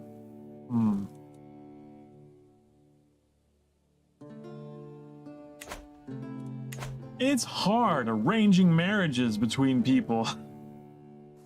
It's hard to do. The trouble is they don't have enough eligible people. How about you? How about you? Oh, you're an Earl. You're not even important. Are you part of any realms? Like, what are you a part of? Are you... What are you? You are a ruler. You are a ruler.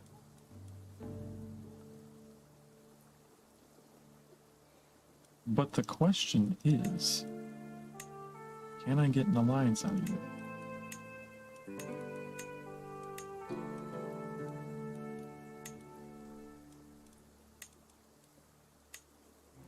I can, in a really creepy way, I can.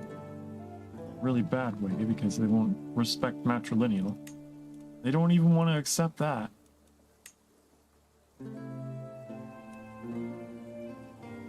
Nope. Not the only one that'll give me an alliance. Really?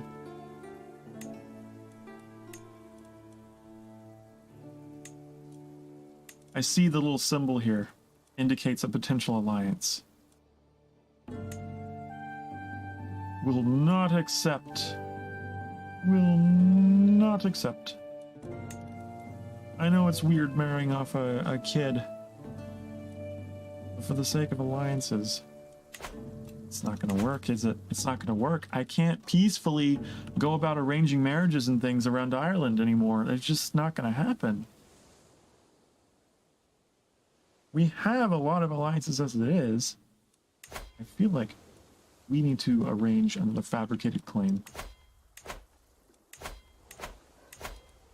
I think we need to arrange another fabricated claim on this place. Once again. That's what I think. We're gonna go after that claim. Discovery, at the end of my Spymaster Merchant's latest report, he pauses for a moment. There is something you should know about your knight. Attic and Usul are engaged in an illicit affair. Okay. I mean...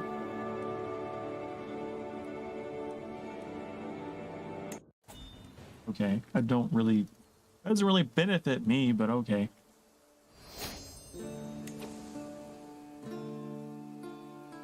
I didn't even know she was ransomed. Oh my god. My fucking queen was taken prisoner and I wasn't even aware. Oh, well, good to have you back at the castle. I didn't even know you were gone. Who else has been ransomed? Like, what? Huh? I don't even know. That's really funny that I didn't even notice that she was gone.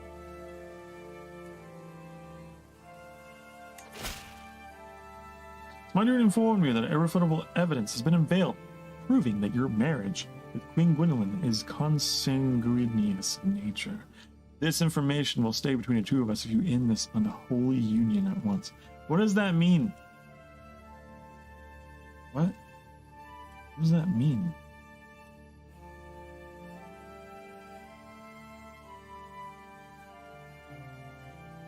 I don't know what that means. I could divorce her.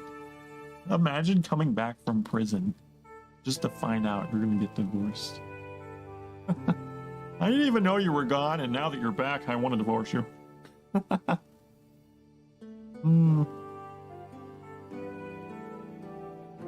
But why would I...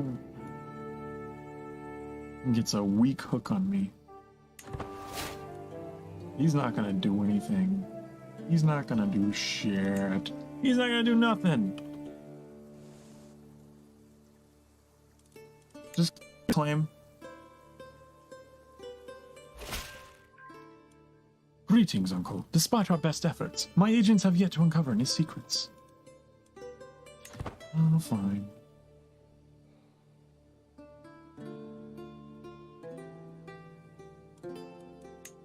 We find some things on here. Find some secrets over here. You'll find something over there.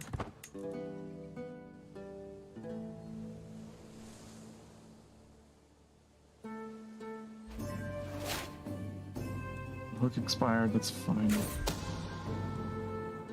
Sodomy. While performing his duties as my spy master, Merchant has uncovered a secret held by Provost Fakuhar of Werwick. He's been enjoying the intimate company of other men. The foolishness of thinking that such a setting's got to go unnoticed. It's fine, it's fine. I don't care. I really could care less. It has come to my attention that some local commoners are moving to Ossuary, the capital world dominant of Ossuary. Locals, newly settled or not. Raising me can surely do no harm to his perception of me. Restoring gold. Worth it. Sway gains progress. Sure. I have prowled through. Okay. See it done. I want to fight them. Do we have our alliances? Good. If we can declare war, declaring war will break the truce. How long is the truce for? Because if I can declare war and I can bring my allies in, well, yeah, look at this. Now we can stand toe to toe with them because we have 3 allies. But we would break the truce. I don't know how long the truce is. Do we know? Do we know, though?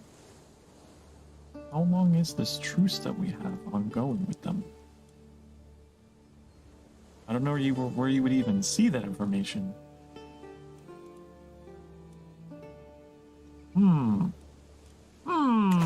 I don't know. Do we just wait for that?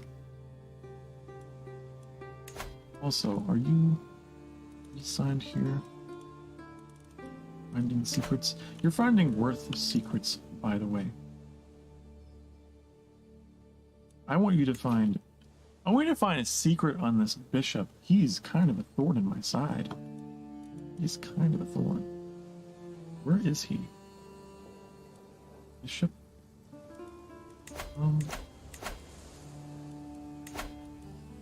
see.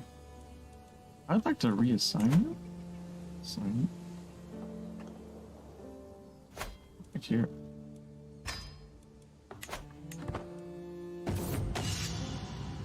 My marshal has been hovering around my council meetings lately.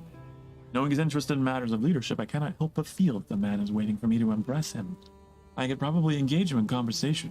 On the other hand, it might be better for him to simply see me interacting with my men.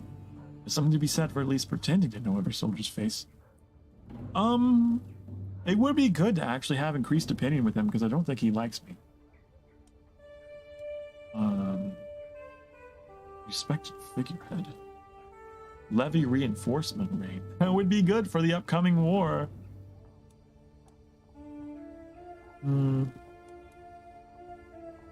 Holding of Thomond. It's respected figurehead. I think I'd rather have the relationship though. I think I'd rather have that because now he will. Come on, you'll accept, right? Yes, you will. Good. Another vassal enters the fold. So we will have conquered all of Southern Ireland, won't we? Accept your gracious offer of vassalization. Yes. Yes, yes, yes. Now you are mine. Now you are mine, and now I have more troops, more land, more gold.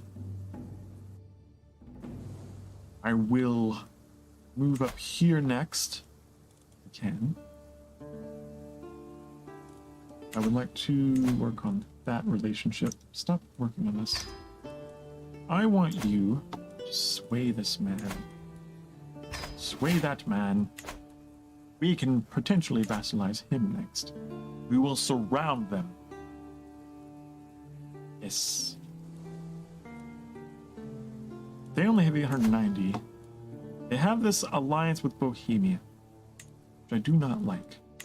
I don't like it one bit. And I don't like that I can't see the truce. I don't know if there's a way to see our truce. You could declare wars. Is our truce expired? Ah, it is. It is. Declare war. Focus. Okay, we have declared war. We will raise our armies.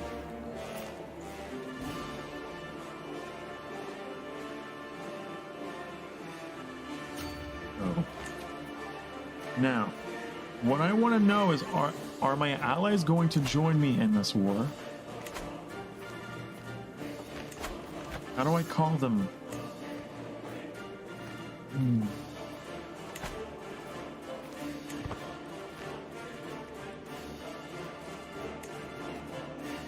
I don't know if they're going to be called automatically.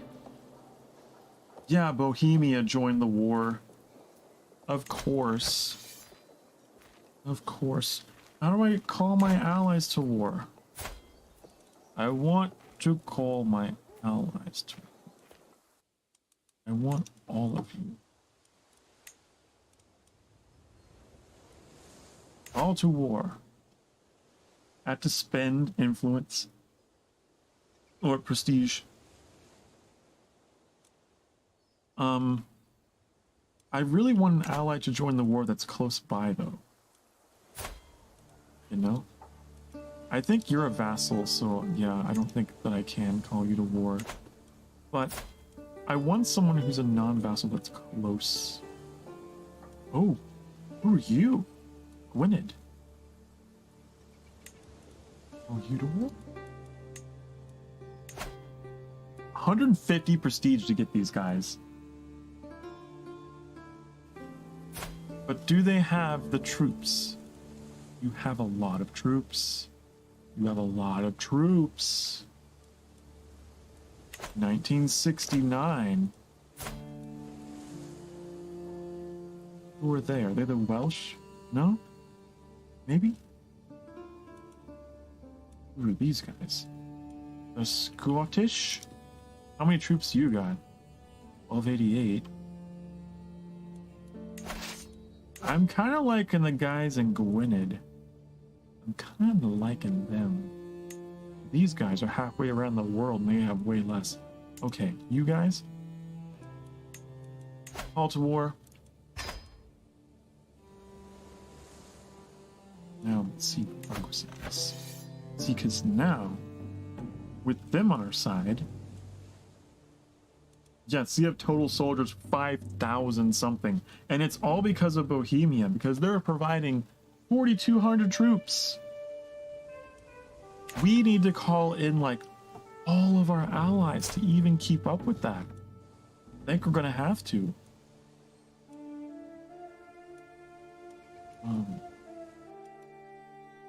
I think we're going to have to call them all up.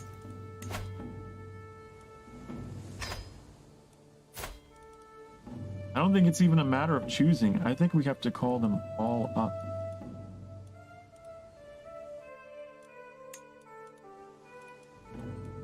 Even this guy.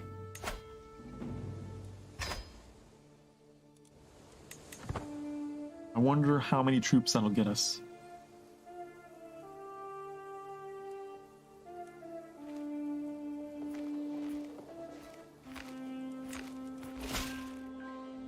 Hey, we got some responses. Of course I shall join you. Okay, so we have the Scottish are gonna help us. Okay, good. Of course I shall join you. The Wokenstein, vassal of the Holy Roman Empire. Cool. And then we got our friends, our Welsh friends over here. Okay, good. Yes, they have the most troops. Look at that. They are amazing. Look at that. They're sending all our troops over here. Thank you. Thank you. Okay, now, part 2 of this war. As long as the Bohemians, as long as we can hold them off, and maybe even take this before they even arrive. Bohemia is very far away, but they are on their way. What is going on? While performing his duties as my spy monster, Merchant has uncovered a secret about my nephew, Earl Mershad. He has secretly taken Phelan, a commoner from Dublin, as a lover. Okay, I mean, he can love who he wants, I guess. I don't really care about that secret. Oh no, it's a commoner, a dirty commoner.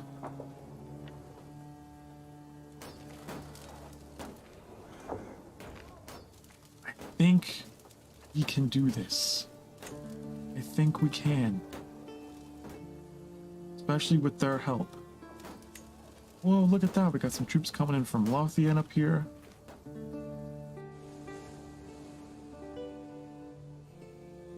Okay. Just gotta be real quick. What's going on? Attempted murder. He was the man behind a failed murder attempt against Eleonora. Who's that? I don't even know who that is. Who are you? You're just some person. You're just some lady. I don't even know who you are. You're low-born. I don't care if she dies or lives.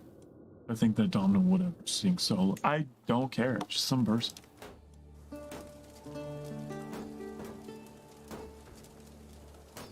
We're gonna take this. I'm keeping an eye here on the sea here, just in case they come up creeping. Okay, we have Athlone. Let's move on to the capital.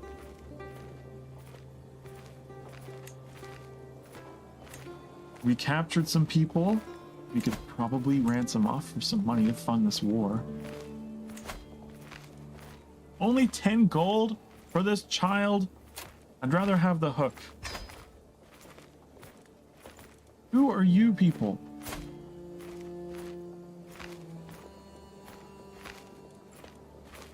Negotiate. Execute. I don't even know. I don't even know a favor hook. Why? What? What does that mean? Do we have a favor hook on this guy? Not sure what that means.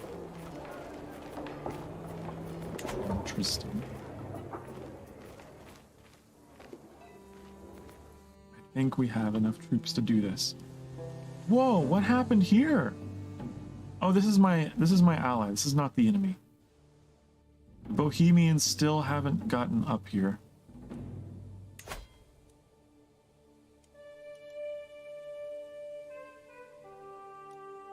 I don't know where their forces are.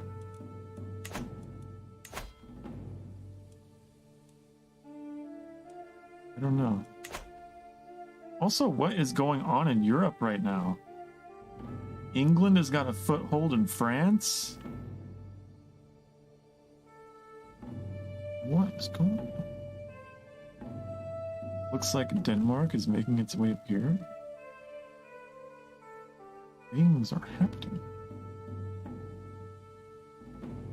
Wow, the Seljuks. Interesting, interesting, interesting, interesting. Okay, but that's all very, very far away. We shouldn't be focused on that. We need to be focused on this conflict.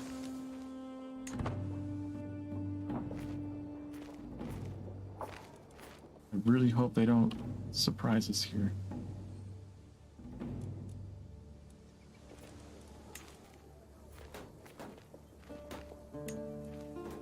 Yep, okay. All my allies are here. We're all here. The party's all here. The gang's all here. We need to take this as quickly as we can because... Okay, are you allies? We're Bohemia. They're here.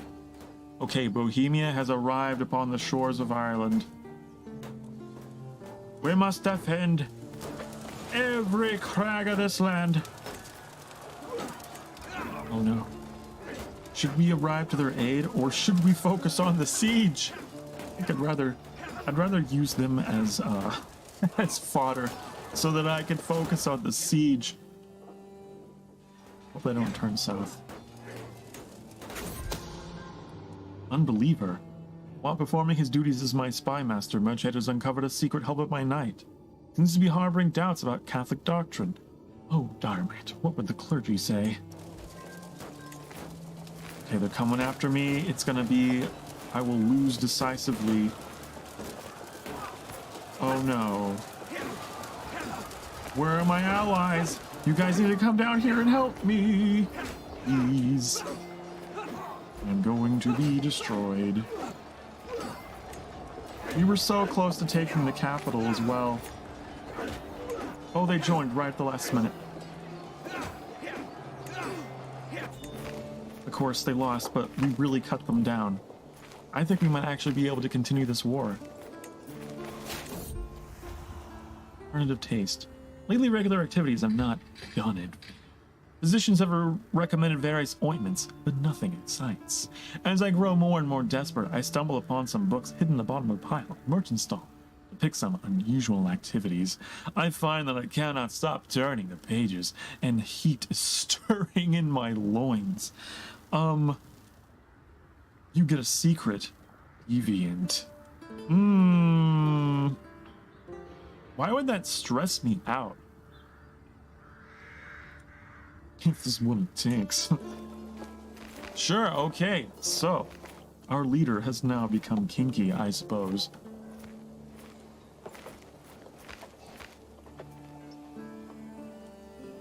We're going to reinforce our troops. Just hold back, hit reinforce.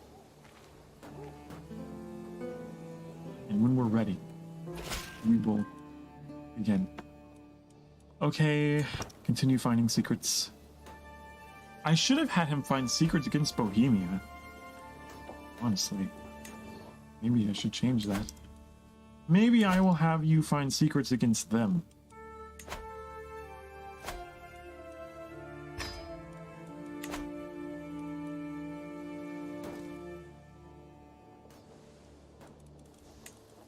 Hey, come on, reinforce those troops. Strategical impasse. I'm sitting around the map table with Earl Miradoc and Earl Mirchad, discussing our strategy for the ongoing war. Miradoc bangs his fist on the table and loudly proclaims we should charge the enemy directly and crush them with the sheer might of our armies, while Mirchad sits back and patiently advocates for us to secure critical locations and wait for the enemy to come to us instead. It's my right to decide our ultimate course of action. I like how this is someone that we previously conquered, like the vassal of this part of Ireland, who hated us. And now he's working for us. He's actually trying to strategize for us. Kind of cool. Improved. Ooh. We could do offense. Why not employ both strategies? I mean, why would I side with any of them? I don't necessarily need to side with them, right? They could both gain opinion of me.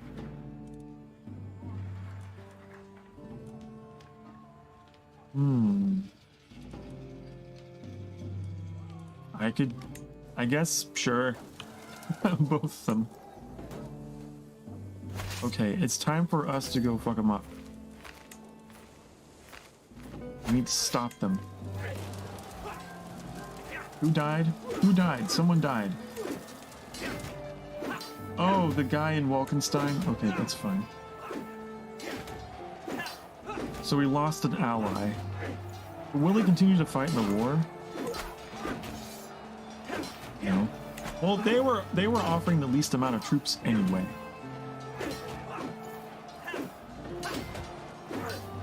Ally joins the war. Oh.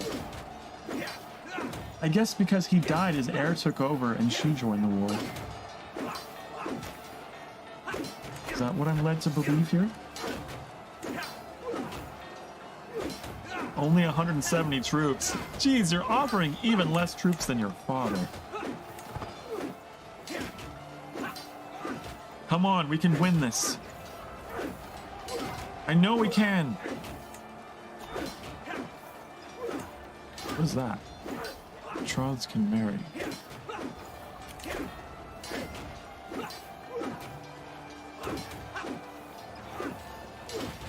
Okay. I mean, sure. Why anyone would want to marry that abhorrent witch is beyond me? What? Your brother and my sister, he really doesn't like his sister, does he? He called her that. Okay then. Drama. Man. Okay, this fight isn't going so well. This fight is really not going so well. We wounded the mayor! We've wounded the mayor!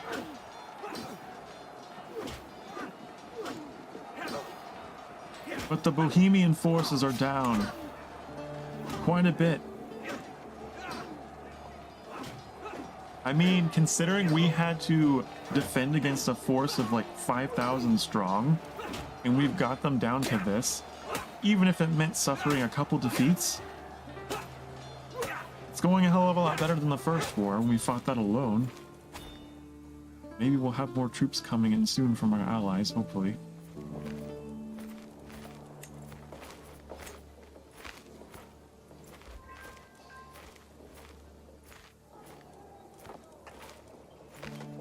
Man, this war is not going too well though right now. What is going on?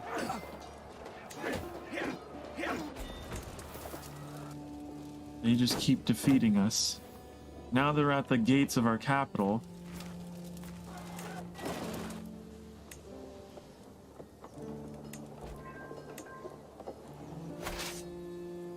Just gotta break the siege. Okay, here they come again. Our allies are back. They ride in at the last moment to help.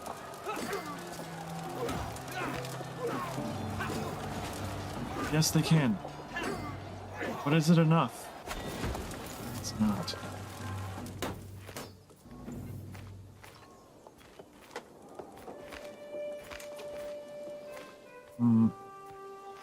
Man. This is hard.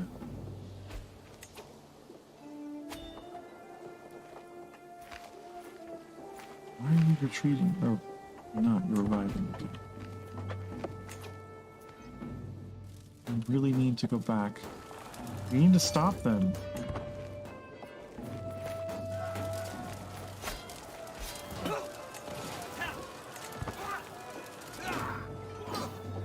Okay, we're finally winning a battle. Finally.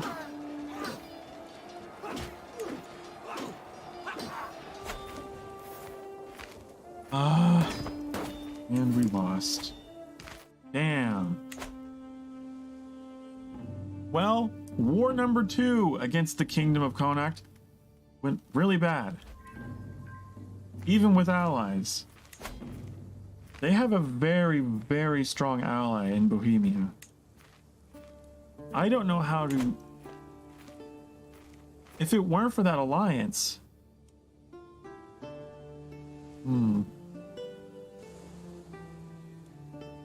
Man. Disband our troops.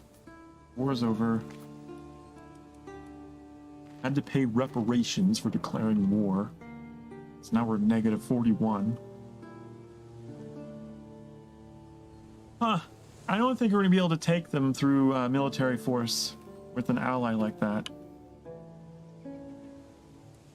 And I wonder how else we're going to be able to even take this. Hold on. Because what does the title of the kingdom take? You need 8 counties. You need... I just need one more duchy. I just need one more duchy. Do I even need to go after them? Like, I have this one. If I wait this out and have 212 gold... Of course I don't have that. But if I did... I could purchase this title And then I could establish a kingdom that way, rather than trying to throw men at this war over and over and over. It's not good. Faction was created against you. The peasant rabble, probably because they don't like these past 2 wars. Want freedom for the people from foreigner impotent rule. Strive to replace a liege. You want lower county control.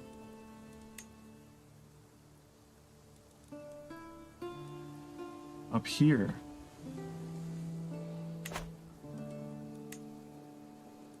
Really? Why are we still swaying this guy? Oh, we're swaying him. You are bankrupt. If it weren't for our bankruptcy, we wouldn't have this negative 100 penalty. Of course, even without that, he'd still be negative. Well.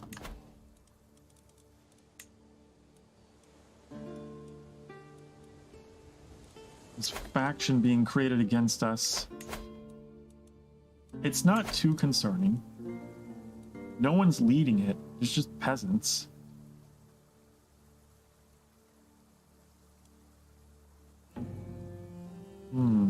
Slightly in debt, offensive war. Is it rising? Monthly change +2. I'm going to hold out for it and hope that it goes away. Wait for the gold to tick down so that we arrange a betrothal. Oh, things are moving too quickly. Hold on. Mercy for the mercenaries. The bustling of an inn, a fine cider, a calm evening after a long day of training. My tankard is knocked out of my hand, a mercenary reeling from a blow. All hope of relaxation drains away into the floor along with my cider. Please, my lord, the innkeeper begs. Blaithgus's thugs have been drinking me dry without paying for days, and their fighting is scaring the staff and guests. I don't have money to do this. Sponged bandits. That would help my popular opinion if I just throw them out. Just send my soldiers to throw them out. You want to arrange a betrothal between your grandson and my daughter. The children born of it will be in your house, not mine. They're related. There's a risk of their children being inbred.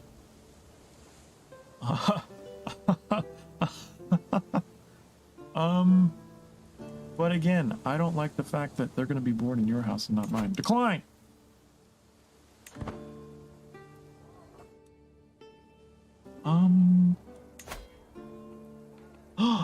He lost his alliance. He's no longer allied with Bohemia. He's vulnerable. I wonder what happened between the two of you. What's going on over here? Bohemia's fucking gone. That's what happened. Were they absorbed by Hungary or something? Hold on. They're gone. Well then. Events are moving quickly on mainland Europe, and they have benefited me because now Bohemia is nowhere to be found. You don't have very many troops. My mortal body, petty king or peasant, high or low, it does not matter. In the end, we are all mortals.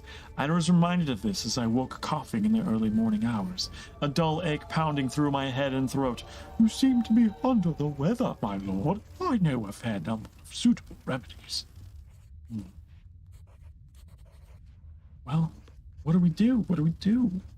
Gain the trait ill. No matter what we do, we gain the trait ill. Safe treatment might lessen symptom temporarily. There's few risks. Risky treatment may have great outcomes. It can also lead to worsened symptoms or permanent injuries. Or leave me be! If it's just ill... It says it's severe, though. Let's do a risky treatment. Disastrous. My eyes. Oh god, are we dead? My eyes widened when Orana led a goat into my chambers. The foul smell of its flatulence made me cover my nose, but the physician pulled my hand away. Apologies, my lord, but this is the treatment. She recommended deep breaths. I thought it would be impossible to feel worse than I already did, but Orana sure proved me wrong. Well, that sucks. That sucks.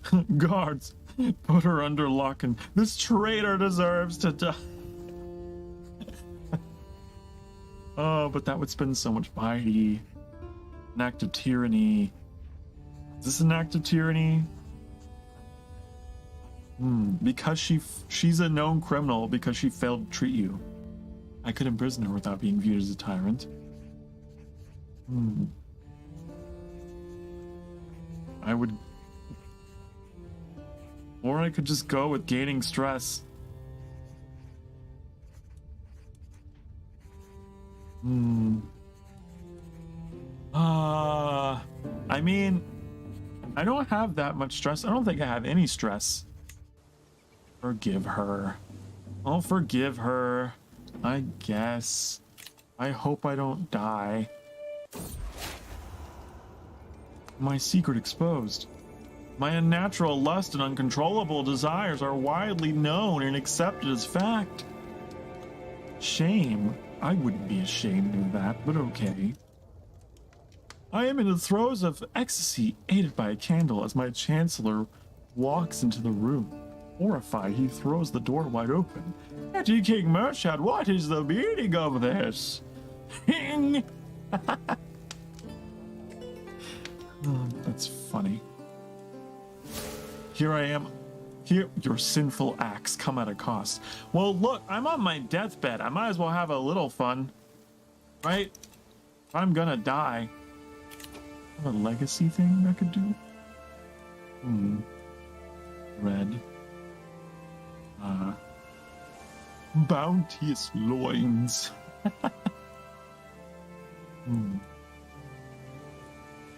Is there something here that would be good for me? Something that would be good.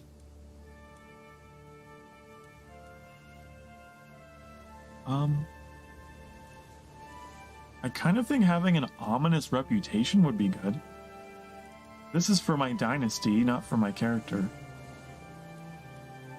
Or the chance of inheriting good traits.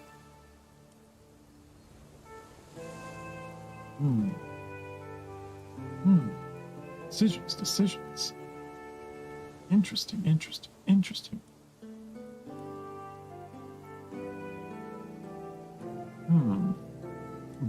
Bounteous loins. House of Warriors. Language scholars. I'm like an ominous reputation. Let's do that. Okay, well, we're almost... I'm not sure what's going to happen now. I really want to vassalize you. But we're bankrupt. I'm kind of hoping we get out of the bankruptcy. The peasants are becoming discontent because of the bankruptcy. But at least you're no longer allied with Bohemia. So in the future, in the distant future, we could try a third war. Learned a language. Congratulations, I guess. Good for you. We're almost out of bankruptcy. There we go. You have died. Hetty King Merchant, a monster, has finally found peace. 54 years of age. He died after a botched treatment. A degenerate man of repulsive tastes. He is sure to find no solace or revelry where he is going. Hetty King Brian ascends to the throne. Ever confident in himself, Brian's rule may bring glory or shame to the House Brian. Only time will tell. I forgot we named our son Brian. Okay, well, I died a sexual deviant from a botched treatment involving a farting goat. What a way to go. What a way to go. I think that is a really great way to end today's stream, actually. will go ahead and click this button here, but then I will immediately pause it and save this because that is really, really funny. I'm just going to call this our stream save and save that to cloud. Sure, why not? Okay.